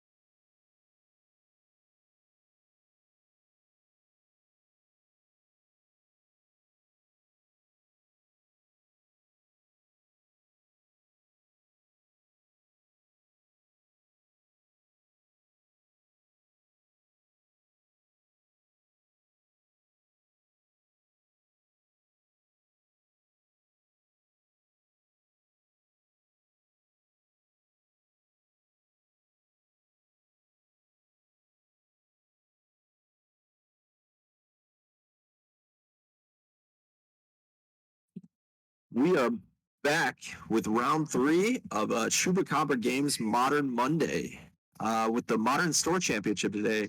And Rish the Scald, Aquino is indeed not on Tron. And we will indeed see Aquino here now. Aquino on the left, I believe, is on Living End today. And we will see V again, which we saw the second half of round 1. They are on Esper Foods, so a little bit of time sieve action. And we will start a channel prediction now to see who will win this match.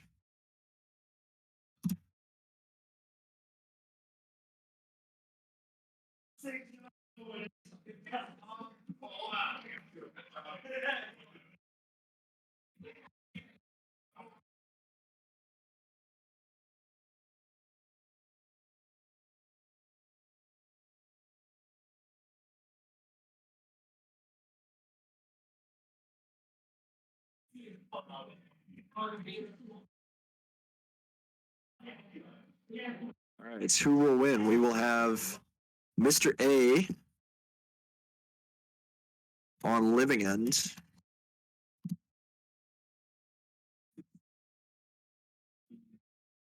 And V, they are on Esper Food. So you'll have 5 minutes to submit your prediction, starting now.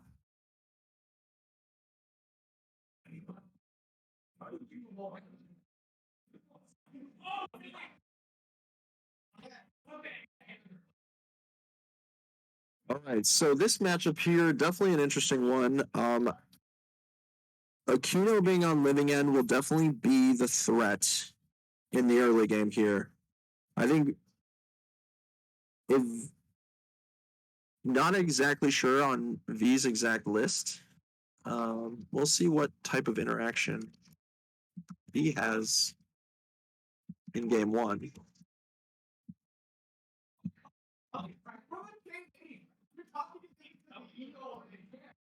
So this would be the Spike Brew that's been running around. And it looks like they have a main deck Nile Spellbomb. So that will be definitely an important one here, given that V can get an Urza Saga down pretty early. So, all right, so starting the match, Aquino leads on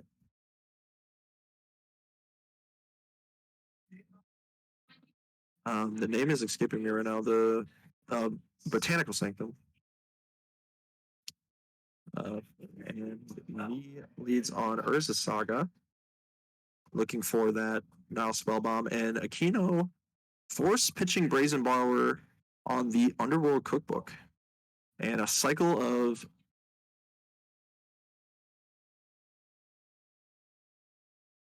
Aquino here. Then we'll see Grief pitching Street Wraith. Looks like the hand for V is Unearth, Emery, and a Canopy Manufacturer. So, given that, well, we also see a Watery Grave and a Godless Shrine here, but given that this card will be going to the graveyard, I imagine Aquino will be taking the Unearth here. It's kind of prized into taking that one, as that card would be able to get back any of the other cards that were in the graveyard. So, like we said at the beginning of the game, V looking for this Nile Spellbomb, ticking up that Saga, playing the Watery Grave tapped and passing, drawing a Time Sieve for turn. Now, this is the crucial turn. Will Aquino be able to set up a Living End? Now, it looks like there's only Grief and one other creature in the graveyard. So not a very powerful Living End if Aquino's able to get this together. But it looks like we will be going for it anyways. So Violent Outburst is cast. The Cascade trigger will go on the stack, revealing cards from the top of his library until he reveals a a non-land card with mana cost that is less than the mana cost of Violent Outburst, which, given how this Living End deck is constructed, there is only one card that Mr. A can hit here, and it's Living End.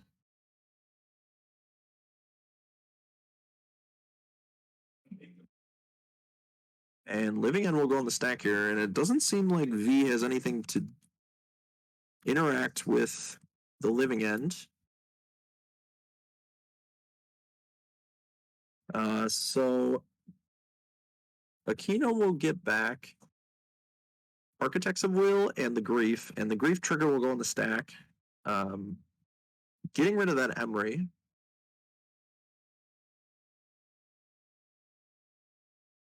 Like we said here, I think if V can manage to get this Nile Spellbomb into play and manage the two creatures that are on board, I think they might have a shot at putting something together, but all the while, Mr. A is ripping apart their hand with these griefs. All right, so we're going to see a mana floating off Urza Saga. And we're going to see that search ability resolve, searching for a 1 or less artifact. This is the moment of truth. See if V does have that Nile Spellbomb main deck.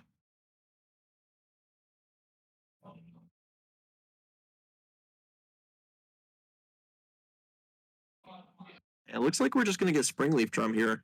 I think V kind of realizing that the Living End, that the way that that the way they win this game is actually being able to just progress their board state and, actually go for the combo.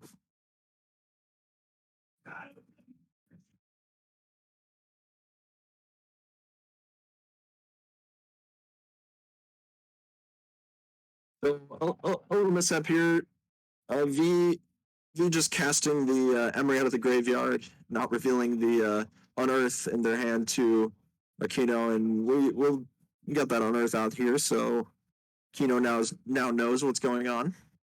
Last card in hand for V is just Time Sieve, so if V can get their engine set up, then maybe we can see steal the game here, but it looks like there's another Violent Outburst in hand for Mr. A, so I can't imagine V's engine's long for this world here. Mr. A going to combat, getting some additional damage in. V drawing for turn. Looks like they picked up a Mishra's Bauble. So Mishra's Bauble and Time Sieve in hand with an Emery activation available. See what they want to do here.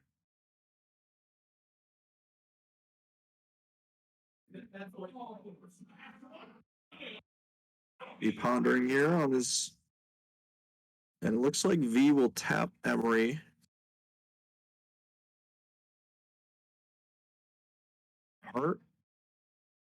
Targeting the Underworld Cookbook. That ability will resolve. V will cast the Underworld Cookbook. V will tap the Springleaf Drum, tapping the Academy Manufacturer, and tapping their land in order to cast Time Sieve. Now, with the Underworld Cookbook in play, Academy Manufacturer, V will be able to tap the Cookbook, discard a card, and create 3 artifacts with the Academy Manufacturer's ability. Normally that card would just be making food, but the Academy Manufacturer allows it to also create a clue and a treasure token.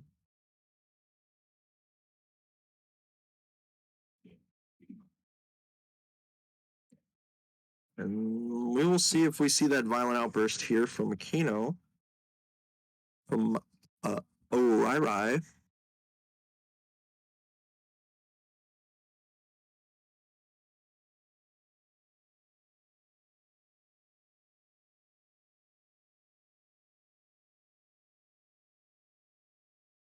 All right, so Aquino thinking quite a bit on this one. I think the window to respond here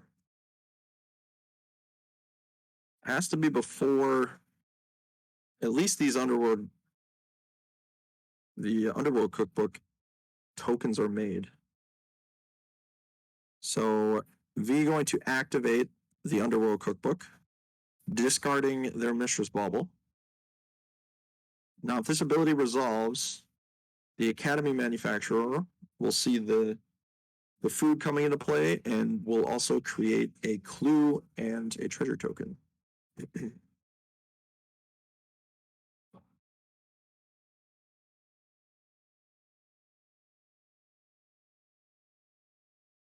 All right, so Aquino will respond to the activation of the Underworld Cookbook with a Violent Outburst, which will put a Cascade trigger on the stack, and we will once again be casting the card Living End.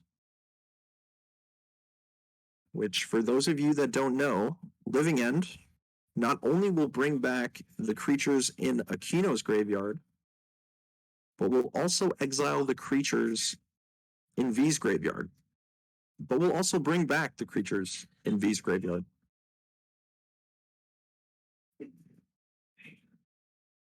And exile the creatures that are on Aquino's battlefield and move them into the graveyard.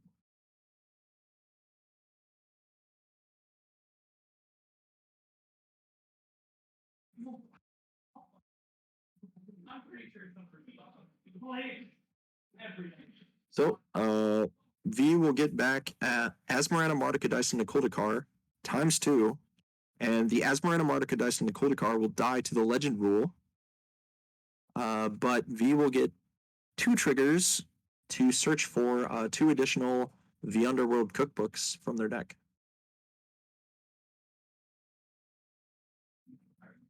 So that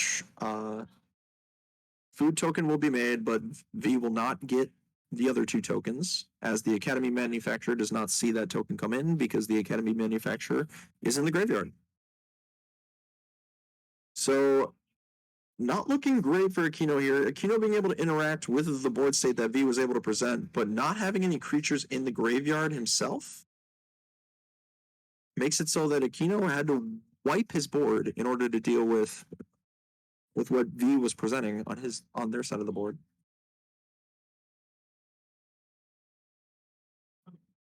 All right, so we will see double Underworld Cookbook and Oval Chase Daredevil will be discarded.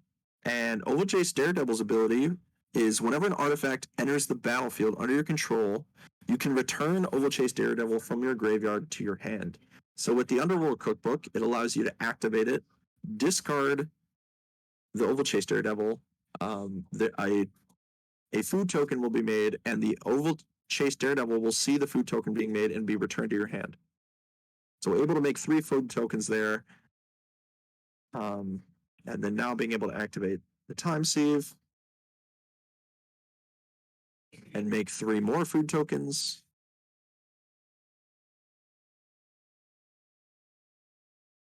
And V will go to combat and swing with Asmarana, Martika, Dice, and Nicoldekar and get in for 3 damage.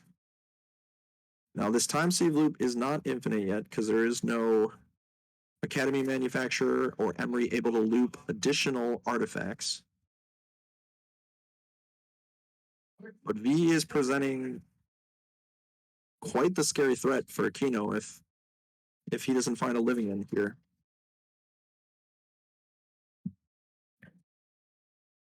All right, so Aquino takes a draw step and plays Misty Rainforest Return. Takes a minute to read Asmo's ability. Yeah.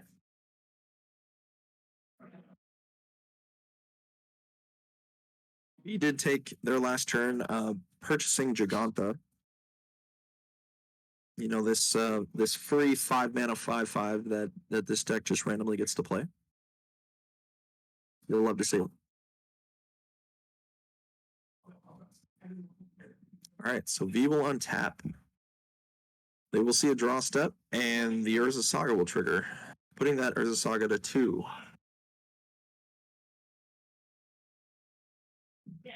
All right, so V can set up a Emery or an Academy manufacturer here. They can get this time sieve lock going, but it looks like V's just going to go to combat and swing with Asmarana, Martica, Dice, and Nicole. And then V's going to shortcut here and activate the Underworld Cookbooks 3 times and trigger the Oval Chase Daredevil 3 times. V will now trigger their Urza Saga, or activate the ability of the Urza Saga to make a construct, and activate the time save here, sacrificing 5 artifacts. Now, Urza Saga's ability will be able to tutor out an additional artifact, potentially a cookbook. We will see what V decides to get here, but it looks like unless Aquino has some way to interact with these cookbooks, V will assuredly be able to close out the game here with an infinite turn combo, which is conditional on the cards in their deck, but will assuredly be enough time to find them ways to get permanents on board in order to kill Aquino without him ever being able to get a draw step again.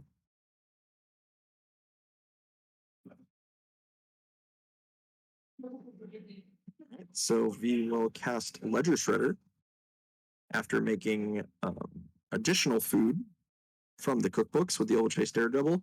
V just shortcutting it here, letting Aquino know that the Oval Chase Daredevil is indeed going to the graveyard and being returned to their hand. V will go to combat, swing with Asmarana, Martica, Dice, and Nicole, and the Urza Saga Construct token.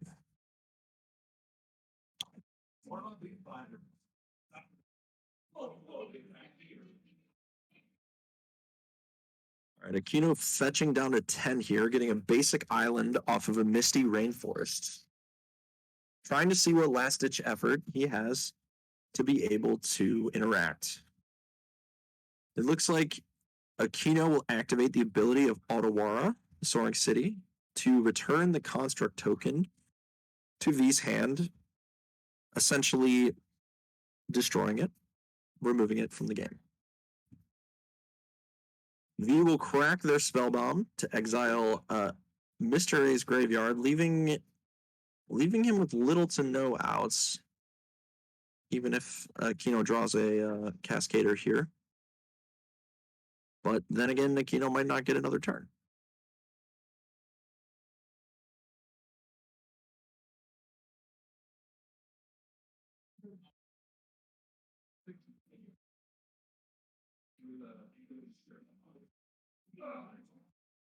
All right, we will see the Academy manufacturer, and with the Underworld Cookbook and Oval Chase Daredevil, V will be able to make enough artifacts here to take infinite turns with the time save and draw their deck, but also just be able to kill Aquino with the Asmarana, Martica, Dice, and the Kudakar that is in play. And that will be giving game 1 of round 3 to V. So post board here, it looks like Aquino is pulling some Leyline of the Voids up to the front, which definitely is a very problematic permanent for V to deal with, given that V utilizes their graveyard extensively in order to activate Emery, utilize Oval Chase Daredevil. They have a ton of unearths in their deck to be able to return the creatures from the graveyard. And on V side of things, it looks like they're reaching towards some Teferis and Thoughtseizes. You know, Teferi being a nice way to deal with any Leyline of the Voids that are put into play as a pregame action, and Thoughtseize being able to interact with any counter spells or other potential cards like Unlicensed Hearse or cards that V deems problematic. And I imagine, given that V is on sort of this combo deck, they will be trimming a bit of the combo in order to make room for the interaction. And I think on Aquino's side, other than Leyline of the Void, Aquino might be looking towards something like Mystical Dispute or Endurance. I'm not exactly sure. Given that Aquino is on Leyline of the Void in his sideboard, they're probably not on the full 4 Endurance, but maybe some in the main deck. So there are ways for V or Aquino to interact with V here. In addition, if Mr. A has any Force of Vigors in their sideboard, that card can destroy some cookbooks, can destroy Academy Manufacturer, can deal with a lot of problematic cards for Aquino.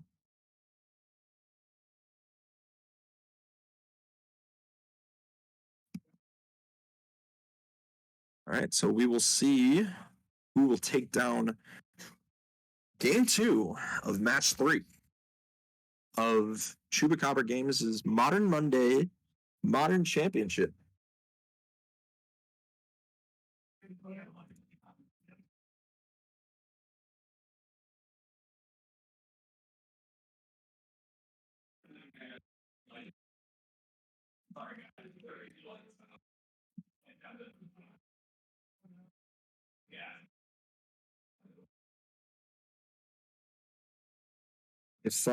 If you guys are interested in seeing more Magic content, I know James streams during the week. He streams Moto Leagues and Pioneer, Modern, sometimes Legacy. I know he's been doing a lot of prep for local energy scene and RCQs, so definitely come back and visit the stream and watch him do some tournament prep. He's a very insightful Magic player, so he has a lot to help improve your game, and you can help him out with his game. You know, what goes around comes around. We want to help everyone here. Also, if you're interested in, seeing more content, subscribe, hit that bell notification, and you can, see more of what we have to offer here, and a ton more to offer at Chupacabra Games too. If you're ever in the Chicago suburb area, definitely stop by Naperville, Illinois, and Chupacabra Games off of Plainfield Naperville Road. It's definitely a great card shop. Like, they have a ton of singles. Like, I come here, more than once a week, knowing that they're always going to have what I need. They provide a ton of sales online as well. So if you want to support them that way, that would be great.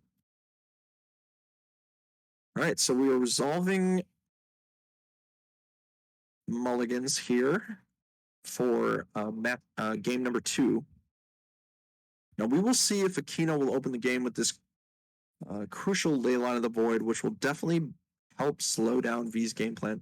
Not to say that Mr. A's game plan isn't also very proactive and definitely can be the threat here. It just lined up very well last game that V was able to interact profitably off of Aquino's violent outburst.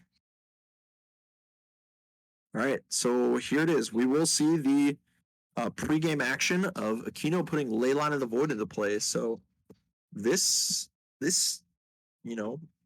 hurting V's graveyard, making it a little bit more difficult for them to interact here. And we do see a shocking of a Hallowed Fountain and a Nile Spellbomb on turn 1, which for V is definitely where you want to be.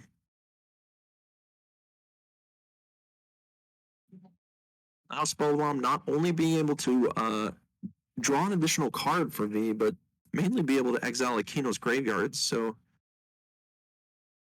with that Cascade spell in the stack, being able to nuke the graveyard and essentially have Aquino bring nothing back is very powerful.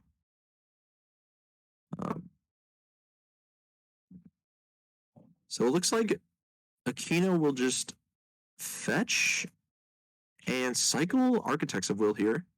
Just churning through the deck, putting some cyclers in the graveyard. Now I think Aquino has to get in a position where he can threaten a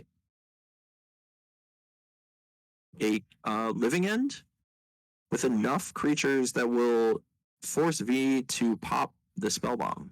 That is, unless V has, or Mr. A has the ability to destroy the spell bomb, which will still take out the creatures on the way out. So we'll see how that lines up. But it looks like V will fetch for a Watery Grave and cast Ledger Shredder, the powerful new card from, relatively new card from Streets of New Capenna. Definitely making a splash here.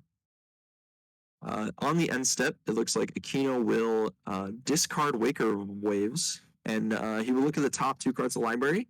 One of them will put in hand, one of them will put in the graveyard. This card has been quite the house for Living End. Having that card selection, plus also just bringing back a 7/7, definitely very powerful. Looks like Aquino will play a tapped Breeding Pool. And here's that removal that we were talking about. Aquino evoking the Foundation Breaker, and it looks like he will stack his evoke triggers where the ability will resolve, and then the evoke trigger will resolve, putting the Foundation Breaker in the graveyard after the Nile Spell Bomb has already been activated. A subtle addition from Modern Horizons 2. Definitely been a good card for Living End, though. Given that they were playing the 1-mana evoke creatures that like Ingot Chewer or the Wisp one, the white one that also deals with enchantments, this card being able to deal with both has been a great addition to Living End. All right, so it looks like from V's side, we will see a Shadow Spear and Emery being able to trigger this Ledger Shredder.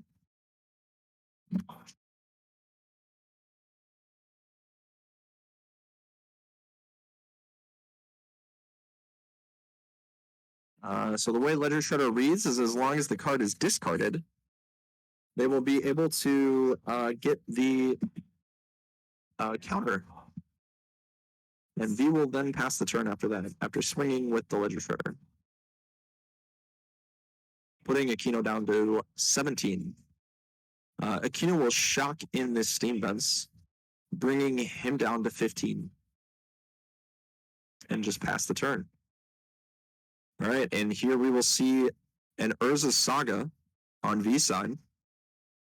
See if they can get that working and get some more pressure on the board to end this game pretty quick.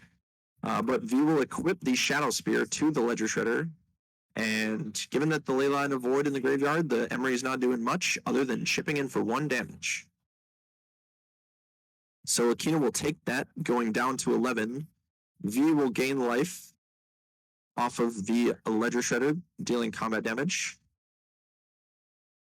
And it looks like in the end step, Aquino will Otawara the Urza Saga, probably trying to delay a future additional spell bomb, or he saw a Soul Guide Lantern being discarded off the Ledger Shredder, so doesn't want any more of that graveyard hate coming in. But it looks like Aquino is going to do a small Living End here. Aquino pointing out that the Ledger Shredder will trigger on the second spell being cast, given that Shardless Agent was cast and the Living End is also cast. So this Living End will resolve. V's board will go away, and the Foundation Breaker coming back, destroying the Shadow Spear. So nice little Living End here, giving Aquino the time that he needs to rebuild.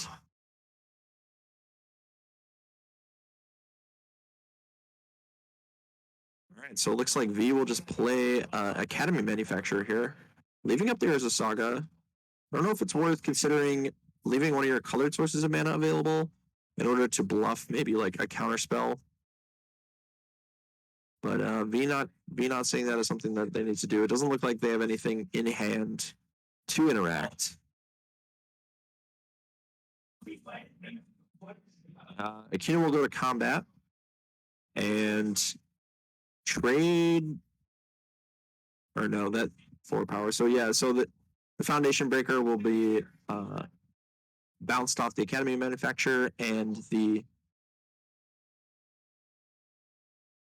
Shardless Agent will deal damage. As Living End doesn't utilize black mana very well, Aquino forced into pitching this Grief. And here's the Teferi we talked about at the beginning of the game, being able to potentially bounce the land on the board, but it looks like V is reconsidering here. I mean, Aquino is out of gas, so maybe that ley line on the board is not the plan here. All right, so Aquino will swing in with both of his creatures. With that Shardless Agent being able to deal 2 more damage, and the Foundation Breaker bouncing off the Academy Manufacturer.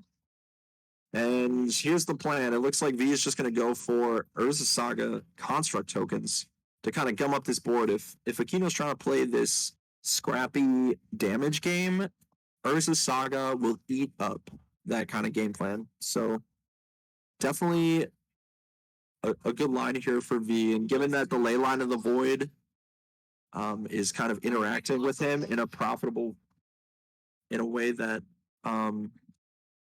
is not good for V, this is kind of the only plan that they got.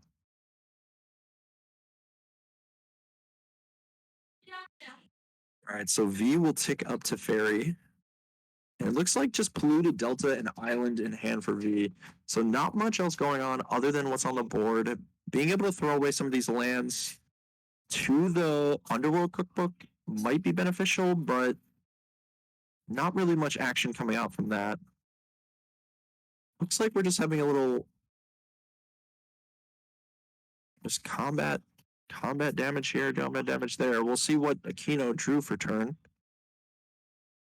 You know, this is the part of the game where Aquino can start potentially casting some of these creatures that are, you know, just cyclers. So we'll see if that's a line that Aquino takes. Not exactly sure what Aquino drew for turn. All right, so Mr. A will play the Botanical Sanctum tapped. That's not an ideal draw at this position.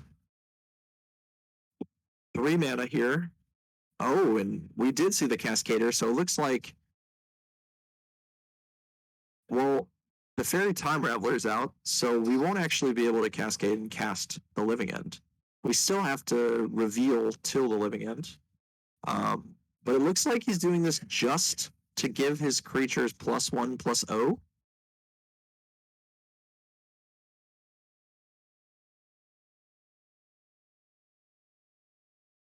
So Teferi Time Raveler definitely putting in the work against the Cascade spells.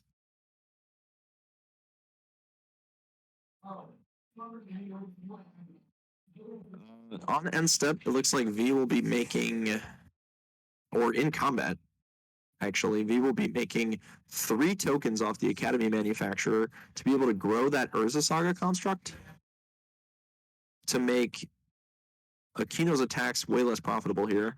Because the Shardless Agent only being a 3/2, the Urza Saga being huge, and the Academy Manufacturer being able to chump block the Foundation Breaker. You know, I think in a position like this with the Underworld Cookbook being played, that maybe the block with the Academy Manufacturer is not really necessary. I think V being at 16, and given that they're making a ton of food every turn, or a food every turn, I don't think that was entirely necessary. But I'm assuming he's doing that, or they're doing that out of protecting the Teferi there, given that that is the way that V loses this game, is the Teferi getting off the battlefield and then Aquino being able to resolve a Cascade spell.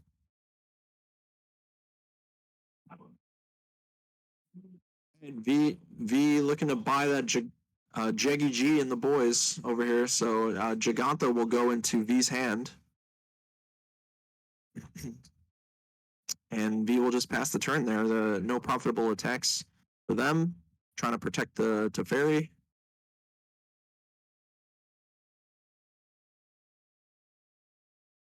All right, Aquino drawing another land, kind of flooding out here at this point. You really want some good top decks here from the living end side, but nothing really coming together here for Aquino.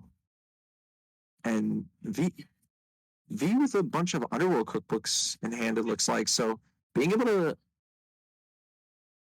also Giganta, like Giganta just clears up the battlefield here. Or stalls up the battlefield here. Like this foundation breaker is not really long for this world. So now V can start attacking here while still being able to sit back on defense in order to block the Teferi, all while this Teferi is growing out of reach of this foundation breaker.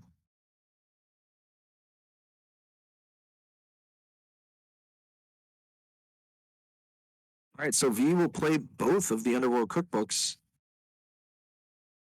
growing this Urza Saga. Yeah, so Giganta being able to like stall the board here, protecting the Teferi from the foundation breaker, while this 1, 2, 3, 4, 5 Urza Saga comes in. Yeah, and Aquino sees that as like that is way too much damage for me to be taking right now. The unfortunate thing is Aquino already using his Otawara on that Urza Saga.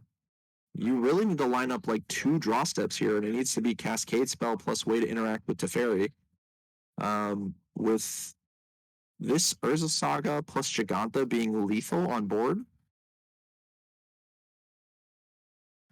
unless the last card in hand is a Cascade Spell, yep, and that's a Spire Buff Canal, so it does not seem like Aquino will be able to take this one down, and looks like V will take this one down 2-0 with Esper Food. This deck coming out hot, fresh, aspiring Spike Brew.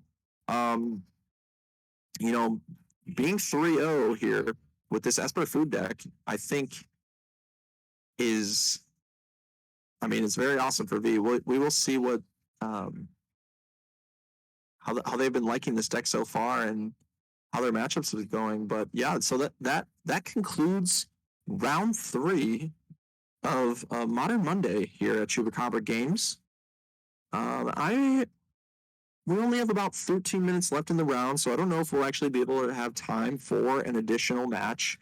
But maybe if we still have some, slow 4-color control players out there, we'll be able to get V in here, maybe talk about their match and see how they've been liking the deck so far. So we'll see you soon.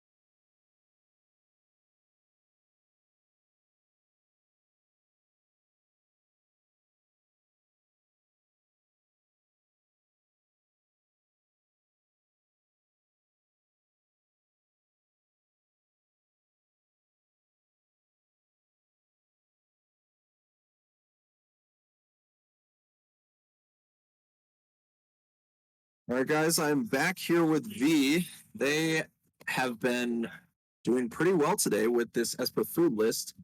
3-0 right now. 3-0 right now. How have you been liking it so far? I think the deck is really well positioned right now. Like the online meta really doesn't see as much plays because people play a lot of Hammer online, and Hammer's hard to beat. Like you play literally a full 4 prismatic ending post board just because you have to be able to like hit their 1-0 ups with their prismatic ending, otherwise the matchup impossible. But like you have a positive 4-color matchup. Your Murktide matchup is probably slightly favored depending on the build. They have a lot of like theories that can be kind of hard, but a lot of people are off theory right now. Yeah. It's building in as you just saw. I think my opponent didn't draw very well, which is unfortunate. Like, Yeah. get that flood, but it's definitely not. It's probably really even. Like having Nigel's Bubble main deck just forces them to go for the really early living end, especially if you just like I did in game 1, play a tournament Urza Saga.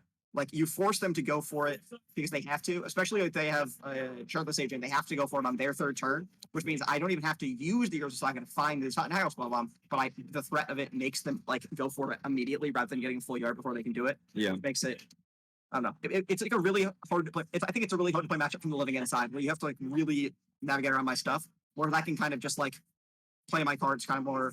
I think it's, even if it's not necessarily favor, it's a lot easier for me to win the game. They have to outplay me more, I think.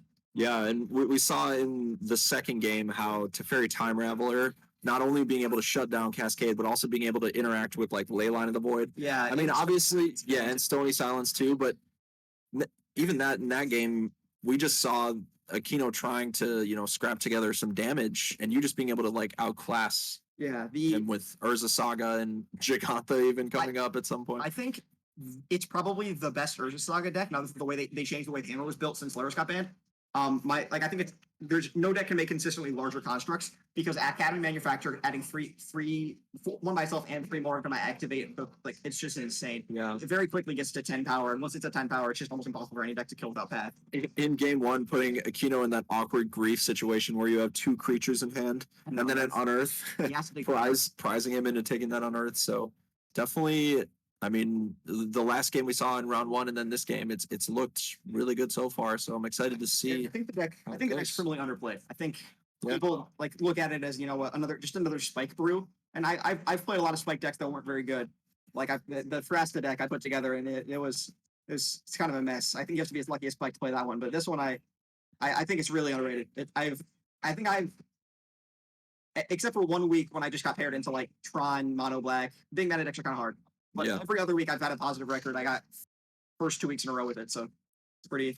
Yeah, well, I'm excited to see how it does the rest of the day, and good luck with the rest of your matches. Thank you. So, fun deck. Would recommend if you like combo. Yeah, definitely try out the Esper food deck. So, all right. Not that expensive if you're already on Urza Saga. Yeah, Urza Sagas, Letter Shredders, just a couple of cards, and you're there. So we will see you guys in round 4.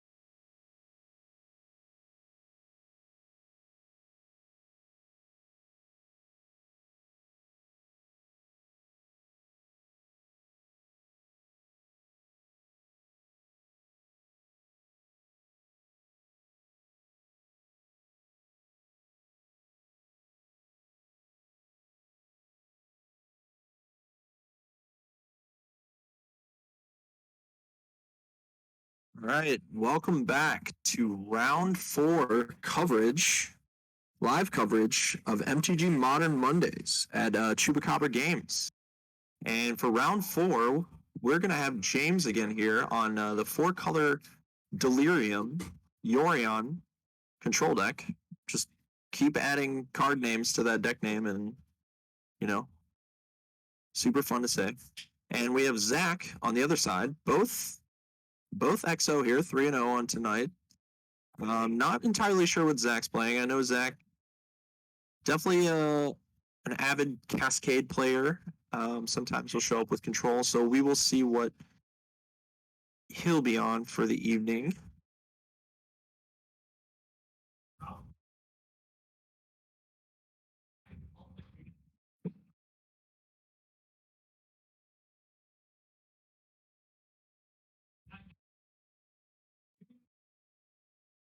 Now, important cards for James here, given that Zach is on Cascade, would be Teferi Time Raveler and the card Counterspell. Not entirely sure which version Zach is on, so we will see.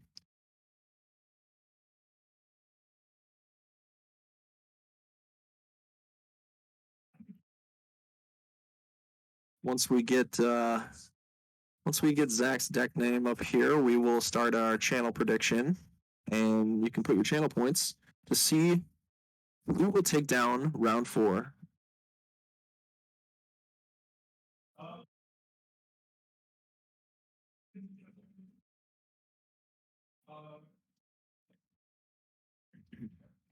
right, it looks like both players will be keeping their opening 7 hands. James will lead off with a Mishra's Bauble. He'll target himself, doing a little fetch land trick, being able to have a pseudo scry there, and he will immediately fetch and get a Rogran Triumph tapped. It looks like I see a Botanical Sanctum pulled to the front for Zach here, so it looks like Zach will be on Living End tonight. So James will draw off his bauble in Zach's upkeep. Zach will lead on Botanical Sanctum. He will cycle a Striped Riverwinder. Now, according to Zach, if you're main phase cycling here, it's often that you have a Grief, given that he's looking for a black card here. So that could probably be one of the cards shaping the context of his hand here.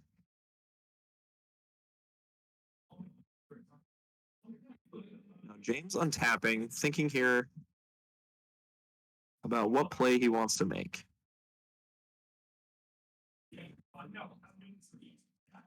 All right, looks like James will play his Boseiju. And we will see a Renin 6 here, picking up the Flooded Strand from the original turn. And now on end step, Zach will be cycling Street Wraith. Untap, upkeep.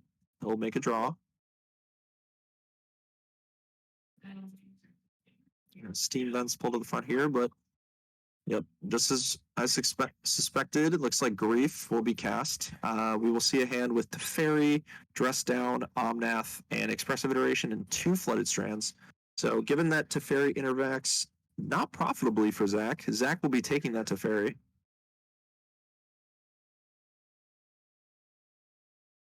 Zach will cycle Striped Riverwinder and make a land drop playing the Steam Vents. He had pulled to the front tapped. James will untap. It looks like he drew Bauble for turn. Looking at the top card of his library, seeing if potentially there's a counterspell or endurance or something that James can do in order to stop this Living End from occurring.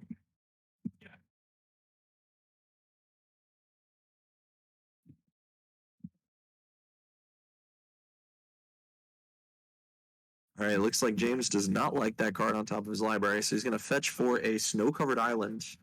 And it looks like James will just be casting an Expressive Iteration here. Now, having already made his land drop, I mean, there are cards he can find, and it looks like he did just find a Abundant Growth here. So James will play the Abundant Growth and be able to get the full 2-for-1 out of Expressive Iteration, activate Renin 6, and pick up his Flooded Strand.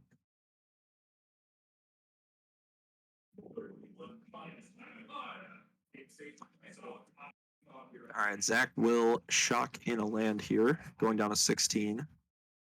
And we will immediately see Shardless Agent cast. Cascade Trigger will go on the stack. Zach will reveal until he hits a Living End. Now, James looking for something like Supreme Verdict here in order to interact with this board that Zach will immediately create. But, James not being able to find those interactive pieces and could definitely be problematic for James. Let me real quick fire up that prediction, see who will win the match.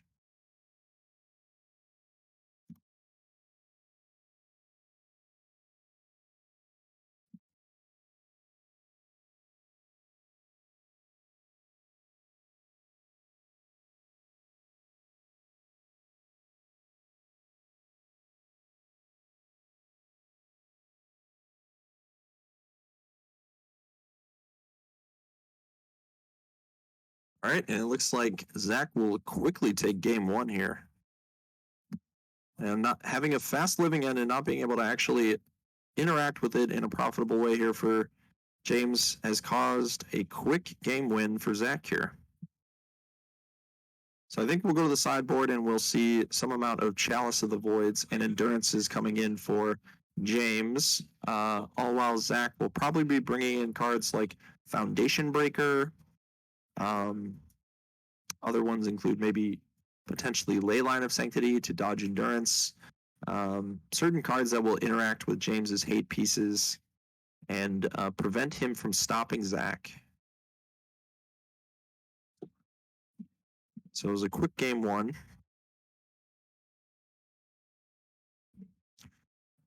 If you have a sec, get your channel points in, and we will see who will win this game.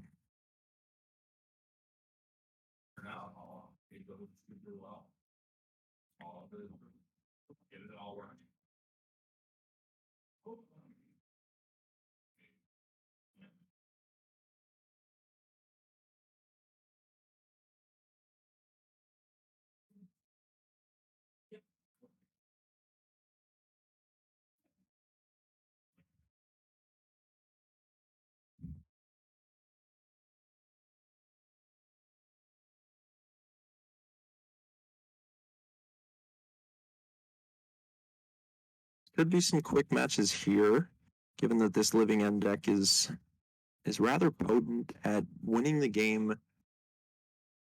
and or causing concessions by turn 3 or 4. But if James is able to interact, you can definitely grind all these Living Ends out of Zach here.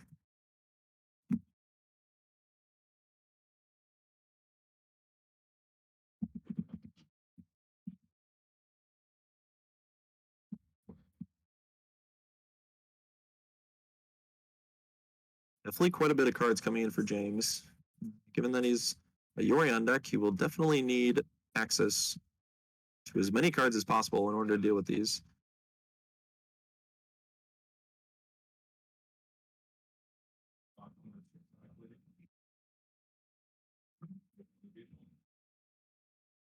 Now, it looks like at the end of round 3, we have 3-3-0 players left, so we could potentially see only one XO player after this round, but hoping that after round 5 will be the amount of rounds we play today, and we will have a clear and decided store champion.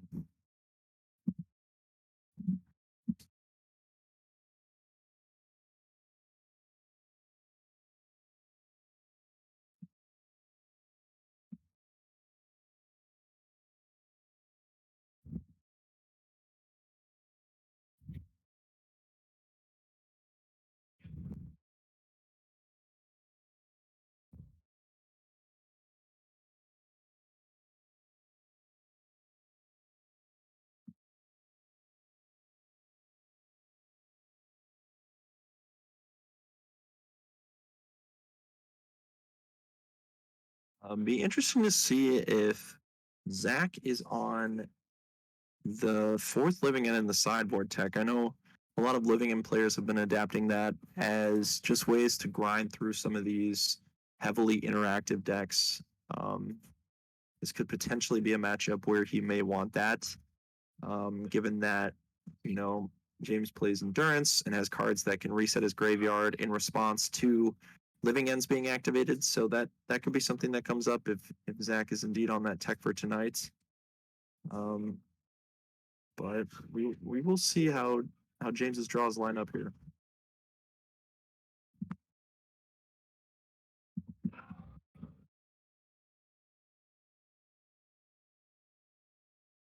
All right, so players resolving mulligans. James thinking about this 7-card hand here.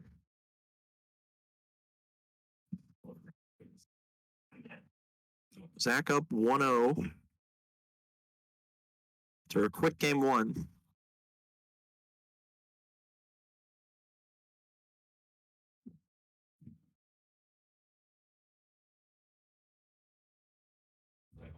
James really needs to keep a hand with some interaction here that can profitably interact either a counterspell, which I believe I saw in his hand, or Teferi, Endurance, some way to slow down Zach. Given that James is on the play, he will be able to, potentially resolve that Teferi or that Chalice of the Void with holding up counterspell, being able to actually stop Zach before he gets to 3 mana. So it looks like James will keep at 7, and Zach's going to take a mulligan.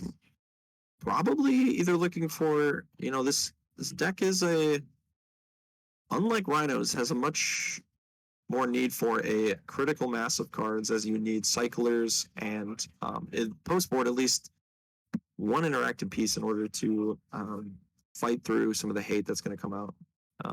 Given that Living End is one of the more popular decks, I imagine James will be well suited and have the right cards he needs to deal with Living End post-board. All right, so it looks like Zach will keep on 6 cards, and James will lead on land and Chalice on 0. Now, this line is interesting because it plays around the grief, but if Zach can interact with this on game 1, fortunately it resolved for James, and we didn't see any force negations, so maybe we will see a Foundation Breaker or something from Zach in order to interact with this Chalice of the Void, as Chalice of the Void will counter Living End. Living End being a 0 mana card, Chalice of the Void being on 0, you can all know how that goes.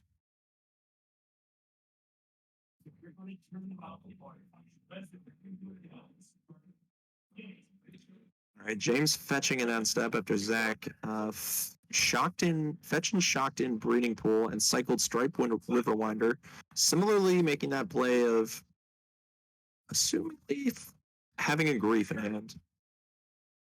I know Zach takes that very structured approach to cycling in Living End, as he's one of our store experts here. All right, James will shock in what I believe is a Steam Vents and pass the turn, likely holding up Counterspell. It looks like a Solitude in hand for James as well. Zach will shock in a Breeding Pool and pass the turn. All right, James will immediately draw, play a Snow-Covered Forest, and cast Abundant Growth. Passing the turn, in end step, Zach will cycle Curator of Mysteries. You'll untap, draw, play a Misty Rainforest, and pass the turn back to James. James will just play a land and pass. And Zach will continue cycling on end step here with a Striped Riverwinder, cycling for 1 mana. And he will fetch, assumingly looking for a land, given that he cycled prior to fetching. Maybe considering if he cycled into more cyclers that he might want to fetch an untapped blue source or black source in order excuse me, just blue source in order to cycle the creatures in his hand. But you will get that Steam Vents tapped and untap. It's like additional cyclers in hand for Zach. I believe a Foundation Breaker has been pulled to the front. Maybe looking to line up a Foundation Breaker protected by something like Mystical Dispute. And it looks like we will see that evoked Foundation Breaker here. And James will follow up with a counterspell targeting that Foundation Breaker. And exactly what we thought, what we said here is the Mystical Dispute following up this counterspell. We will see if James has the second counterspell here. James will Flusterstorm that Mystical Dispute, allowing that Foundation Breaker to be countered by counterspell. Now, James is taking the approach of, given that the Chalice of the Void is a bit harder to interact with than a lot of the stuff on the stack, he will use his Flusterstorm, which is only gets worse as the match goes longer, in order to protect the Chalice of the Void in a spot where he knows it will resolve. All right, Zach will pass the turn after that. James locking up this Chalice of the Void, it seems, and Zach needing some more interaction and potentially another Foundation Breaker in order to interact here.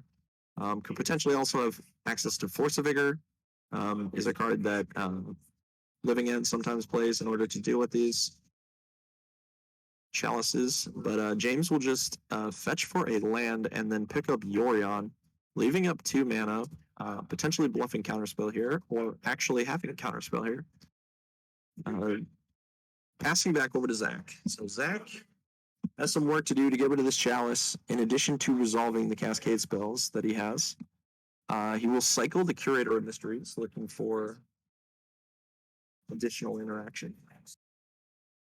Playing the Steam Vents / maybe Spirebluff Canal tapped. That looks like it'd be a Steam Vents there. Are you handling Judge?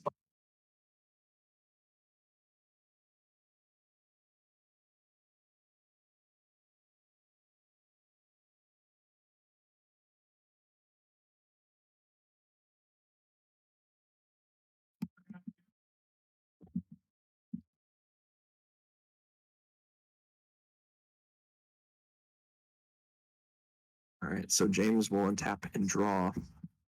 Looks like he picked up a Ren and 6 here. Hopefully being able to churn through some of these fetch lands. Thin his deck a little bit, draw into some more action. He will play that Flooded Strand for turn. And on end step, we will see an Otawara on the Chalice of the Void. So if James doesn't have anything here to interact with this potential counterspell or cascade spell that will come out from Zach, we could see a full board of creatures. Now, there's multiple ways that James could deal with these creatures, given that his deck has access to a card like Supreme Verdict. Looks like Zach will continue cycling. Cycling Architects of Will.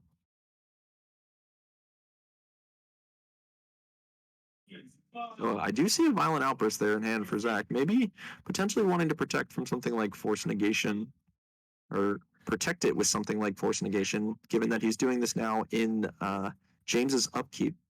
So it will resolve, the Cascade ability will resolve, and James will fetch in response.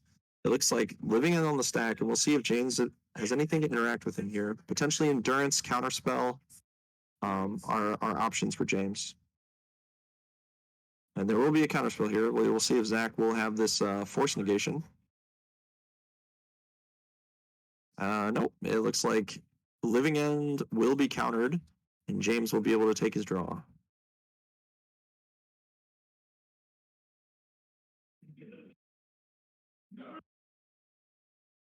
And here comes that Chalice of the Void again, locking Zach out. Unfortunately, with the Otawara on the Chalice, you only get one turn more than likely of being able to keep that that chalice off the battlefield, given that it will return it back to your hand.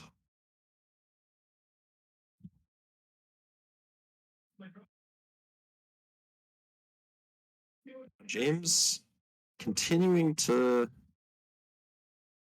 progress his board here. Hopefully, either playing a spell that will something like Expressive Iteration or a card advantage engine that will dig him into more ways to just stop Zach.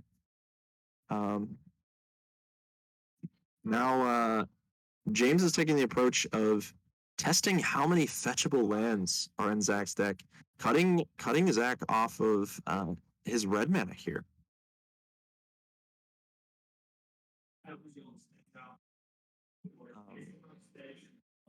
These games sometimes go long enough where these Ren and 6 Beseju lines actually end up cutting them off the mana that they need. Yeah, it looks like James being able to destroy both steam vents. Heads up play knowing how many red sources that Zach has in his deck.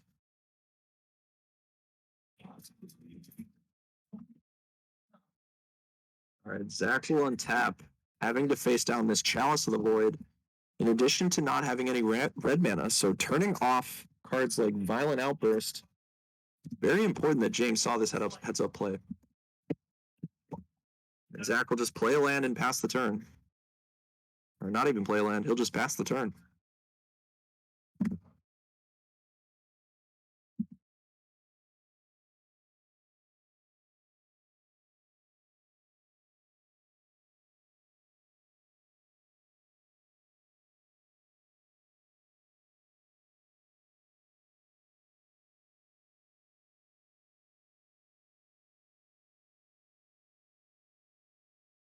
All right, 5 mana here. We will see Yorion come down.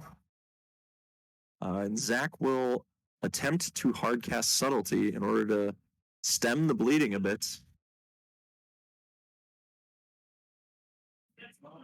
Yorion coming down, being able to potentially flicker that abundant growth James has there.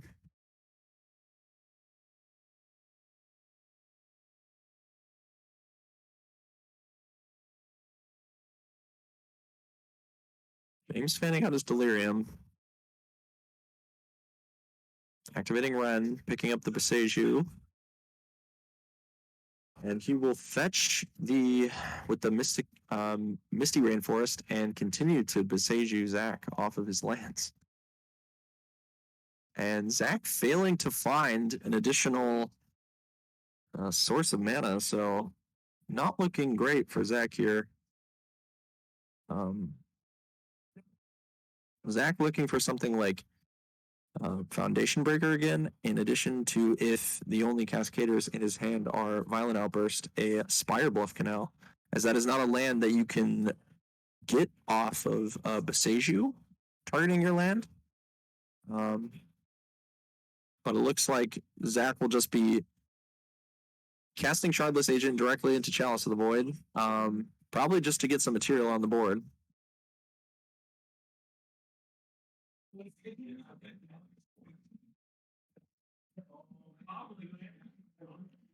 All right, Zach will now go to combat with Subtlety, hoping to get that chip damage in, trying to slog through this Chalice of the Void here.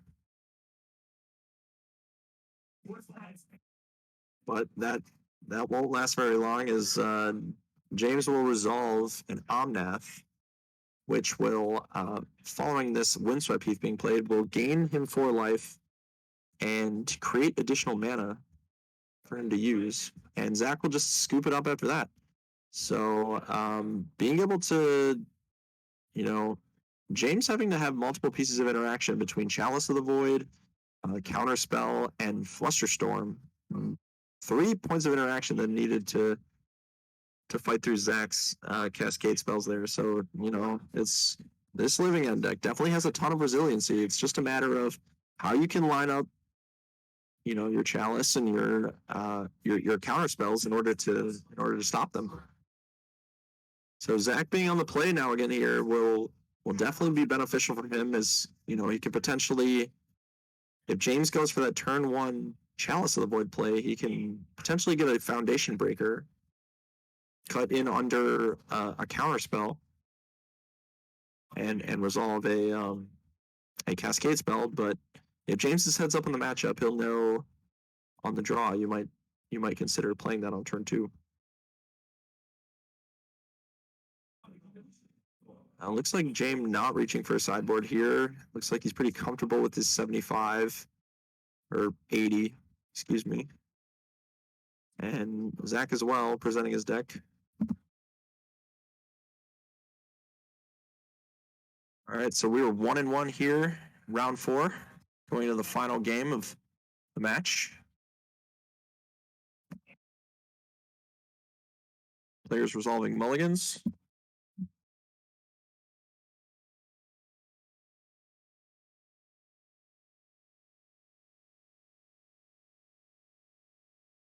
Whoever wins this match will be put into a solid position to be in the finals to win the store championship. All the promos and pride on the line.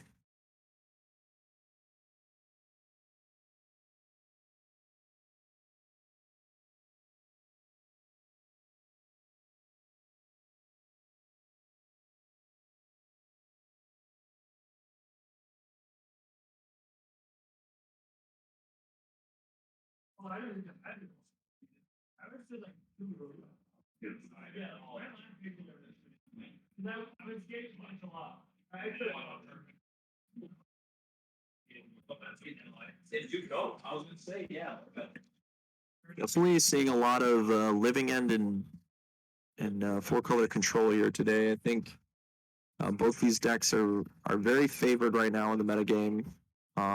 Both being able to fight through decks like Murktide and Hammer and decks that are a little bit softer to the things that these decks can do.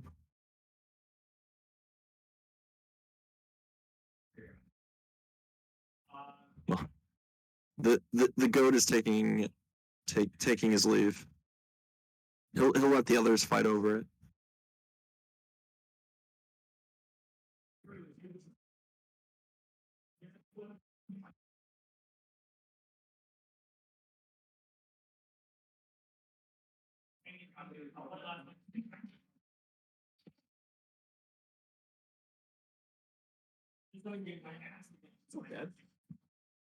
And we have Steven back here in the booth. What's up? How's it going, Steven? How your matches been going today? Matches have been going okay. I've been on the Jeskai Lotus Field list. Oh yeah, 2-2 right now. 2-2, nice. There's a Jeskai tempo list going around. Like Murktide based one, or No, like spell color based. oh my god, Yeah, what year is it? bro. Settle the wreckage, and I lost to a dicey since that. What year is it? Dude, that's insane. What do you got going on? All right, so we're in game 3 of match number 4 tonight. We have James on 4-colored Delerium, Yorion control. Insert more card names that are in the deck. Pretty much. And Zach on Living End. Zach will be on the draw here. So yeah, Living End seems to be a good choice for today. That, in addition to 4 colors, seem to be doing pretty well in the metagame right now. So I can't blame either of these two for their deck decisions here. Turns out. So it looks like Zach keeping 7 here. And James considering whether to mulligan. We saw last round, James not only needed a Chalice of the Void, but he also needed Counterspell and Flusterstorm in order to fight through everything that Zach was doing. So this Living End deck is very resilient. The clock is insane. Yeah. I mean, luckily, decks, some of these control decks have access to cards like Supreme Verdict, so there are ways to be able to deal with some of these board states. But Living End runs Grief, and even if you have it in hand, though if the Living End resolves, it brings back the Grief and rips the Supreme Verdict right out of your hands. Yeah, and that's I was talking to chat earlier about the having Chalice of the Void in your deck and having to whether you play it on turn 1 and dodge the grief, or whether you hold it and play it on turn 2 to protect it up against counterspell, to protect against the force. Like, there's so many ways that this living end deck is able to interact with your permanents, you know. All right, so it looks like James will be mulliganing to 6 here, looking for probably one of those pieces I just mentioned. If he can get to a board, say, where he can resolve a Teferi Time Raveler, that's the most ideal for him. Oh, for sure. It looks like he might be going to 5 here. With James being on the play for sure. Obviously, he didn't get 3 before Zach. All right, so Zach will lead off on a Misty Rainforest here. Oh, okay. Zach is on the play. Yeah. Gotcha. Turn 3. It's where everything will shake up. So, having talked to Zach previously, what I mentioned is often when you see that main phase cycle, it indicates that they have a grief in hand, given that they're looking for a better black card to pitch. Yeah. And if they end step, they likely don't have the grief in hand. So, interesting to see what he does here. Excellent. Just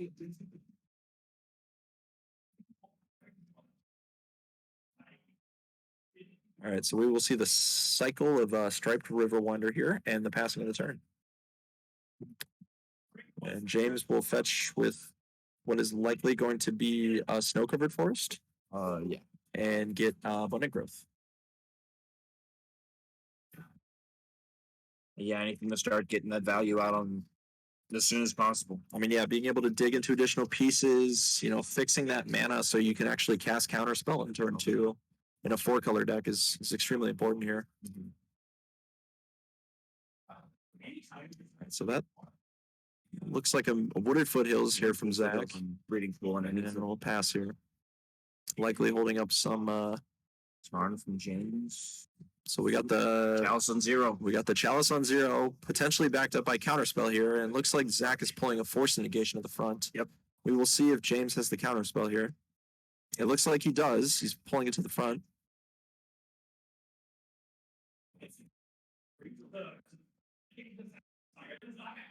Oh, interesting here. James is considering whether to counter this or not. I know in the last game he valued protecting his Chalice of the Void. But he might be just holding this here to hit the Cascade spell, but we'll see how he wants to line this up. If this is gonna, you know, hurt his mana or yeah. I figured as I think much. it's the right choice. Yeah. Granted, you can fight over and there's the dispute. And that's one of the arguments not to here is that mystical dispute being able to protect his Force Negation to counter the Chalice of the Void. I mean, if Zach can cycle plus hit 3rd land drop Cascader here, that would be extremely ideal.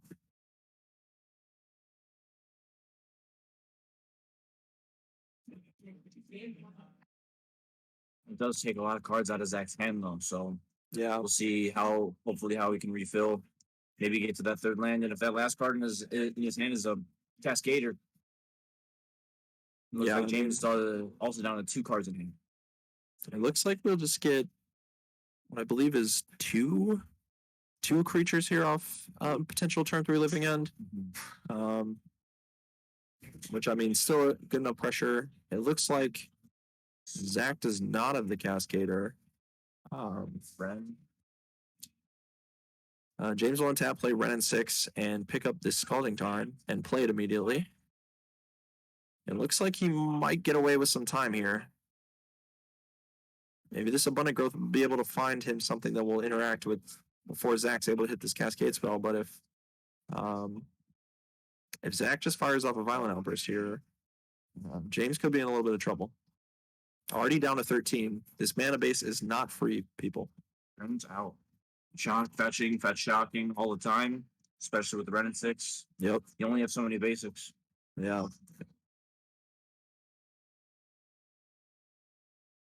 All right, so no Violent Outburst here from Zach. Looks like he will just pick up what I believe is a Waker of Waves and pass the turn. Hopefully being able to dig for some action off this Waker here, but giving James plenty or not plenty, but more time Yeah. to find some interaction. It's like James fetching out basic island, fire off an expressive or ice fang. Yeah, looks like we'll see Ice Fang Quaddle here. Hopefully, main phasing it, potentially seeing if he finds Chalice of the Void or this deck just keeps drawing cards. It's got to. It's got 80 cards to dig through to find the 6 answers that it has in its deck. Yep. To living in.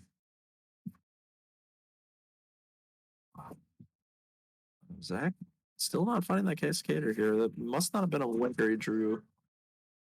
Given that he didn't cycle, it looks like there's a Foundation Breaker in hand. So Zach kind of getting flooded out with some of these answers to the permanents that James has, and not the actual cards he needs to win the game. And James just, doesn't have the answer for anything, so he's just progressing his board state, playing Omnath. Math is You know, a really great way to do that. There's I mean- the fetch going gets him back into a better life total. If yeah, Zach kind of floating out here. We'll see if he's able to find the answer, but I mean, if he, did I just see a living end in Zach's hand? now that's definitely a problem this deck can have. Drawing too many of these living ends are not ideal. Yep, there's a living end right at the forefront there. Yeah. Unfortunately, you cannot grief target yourself. Yeah, Legacy Reanimator would be too good. But this is a modern tournament. And it looks like Oh, Zach did no. not find the answer and only the interaction up, and unfortunately drawing the living end. And it looks like James will take down round 4, going to X&O, 4-0 tonight for our Modern Store Championship. And yeah, we've got about 13 minutes left in the round, so I don't believe we'll have time for another one. But we will see you guys in round 5 for the finals of the Chupacabra Games Modern Store Championship. See you then.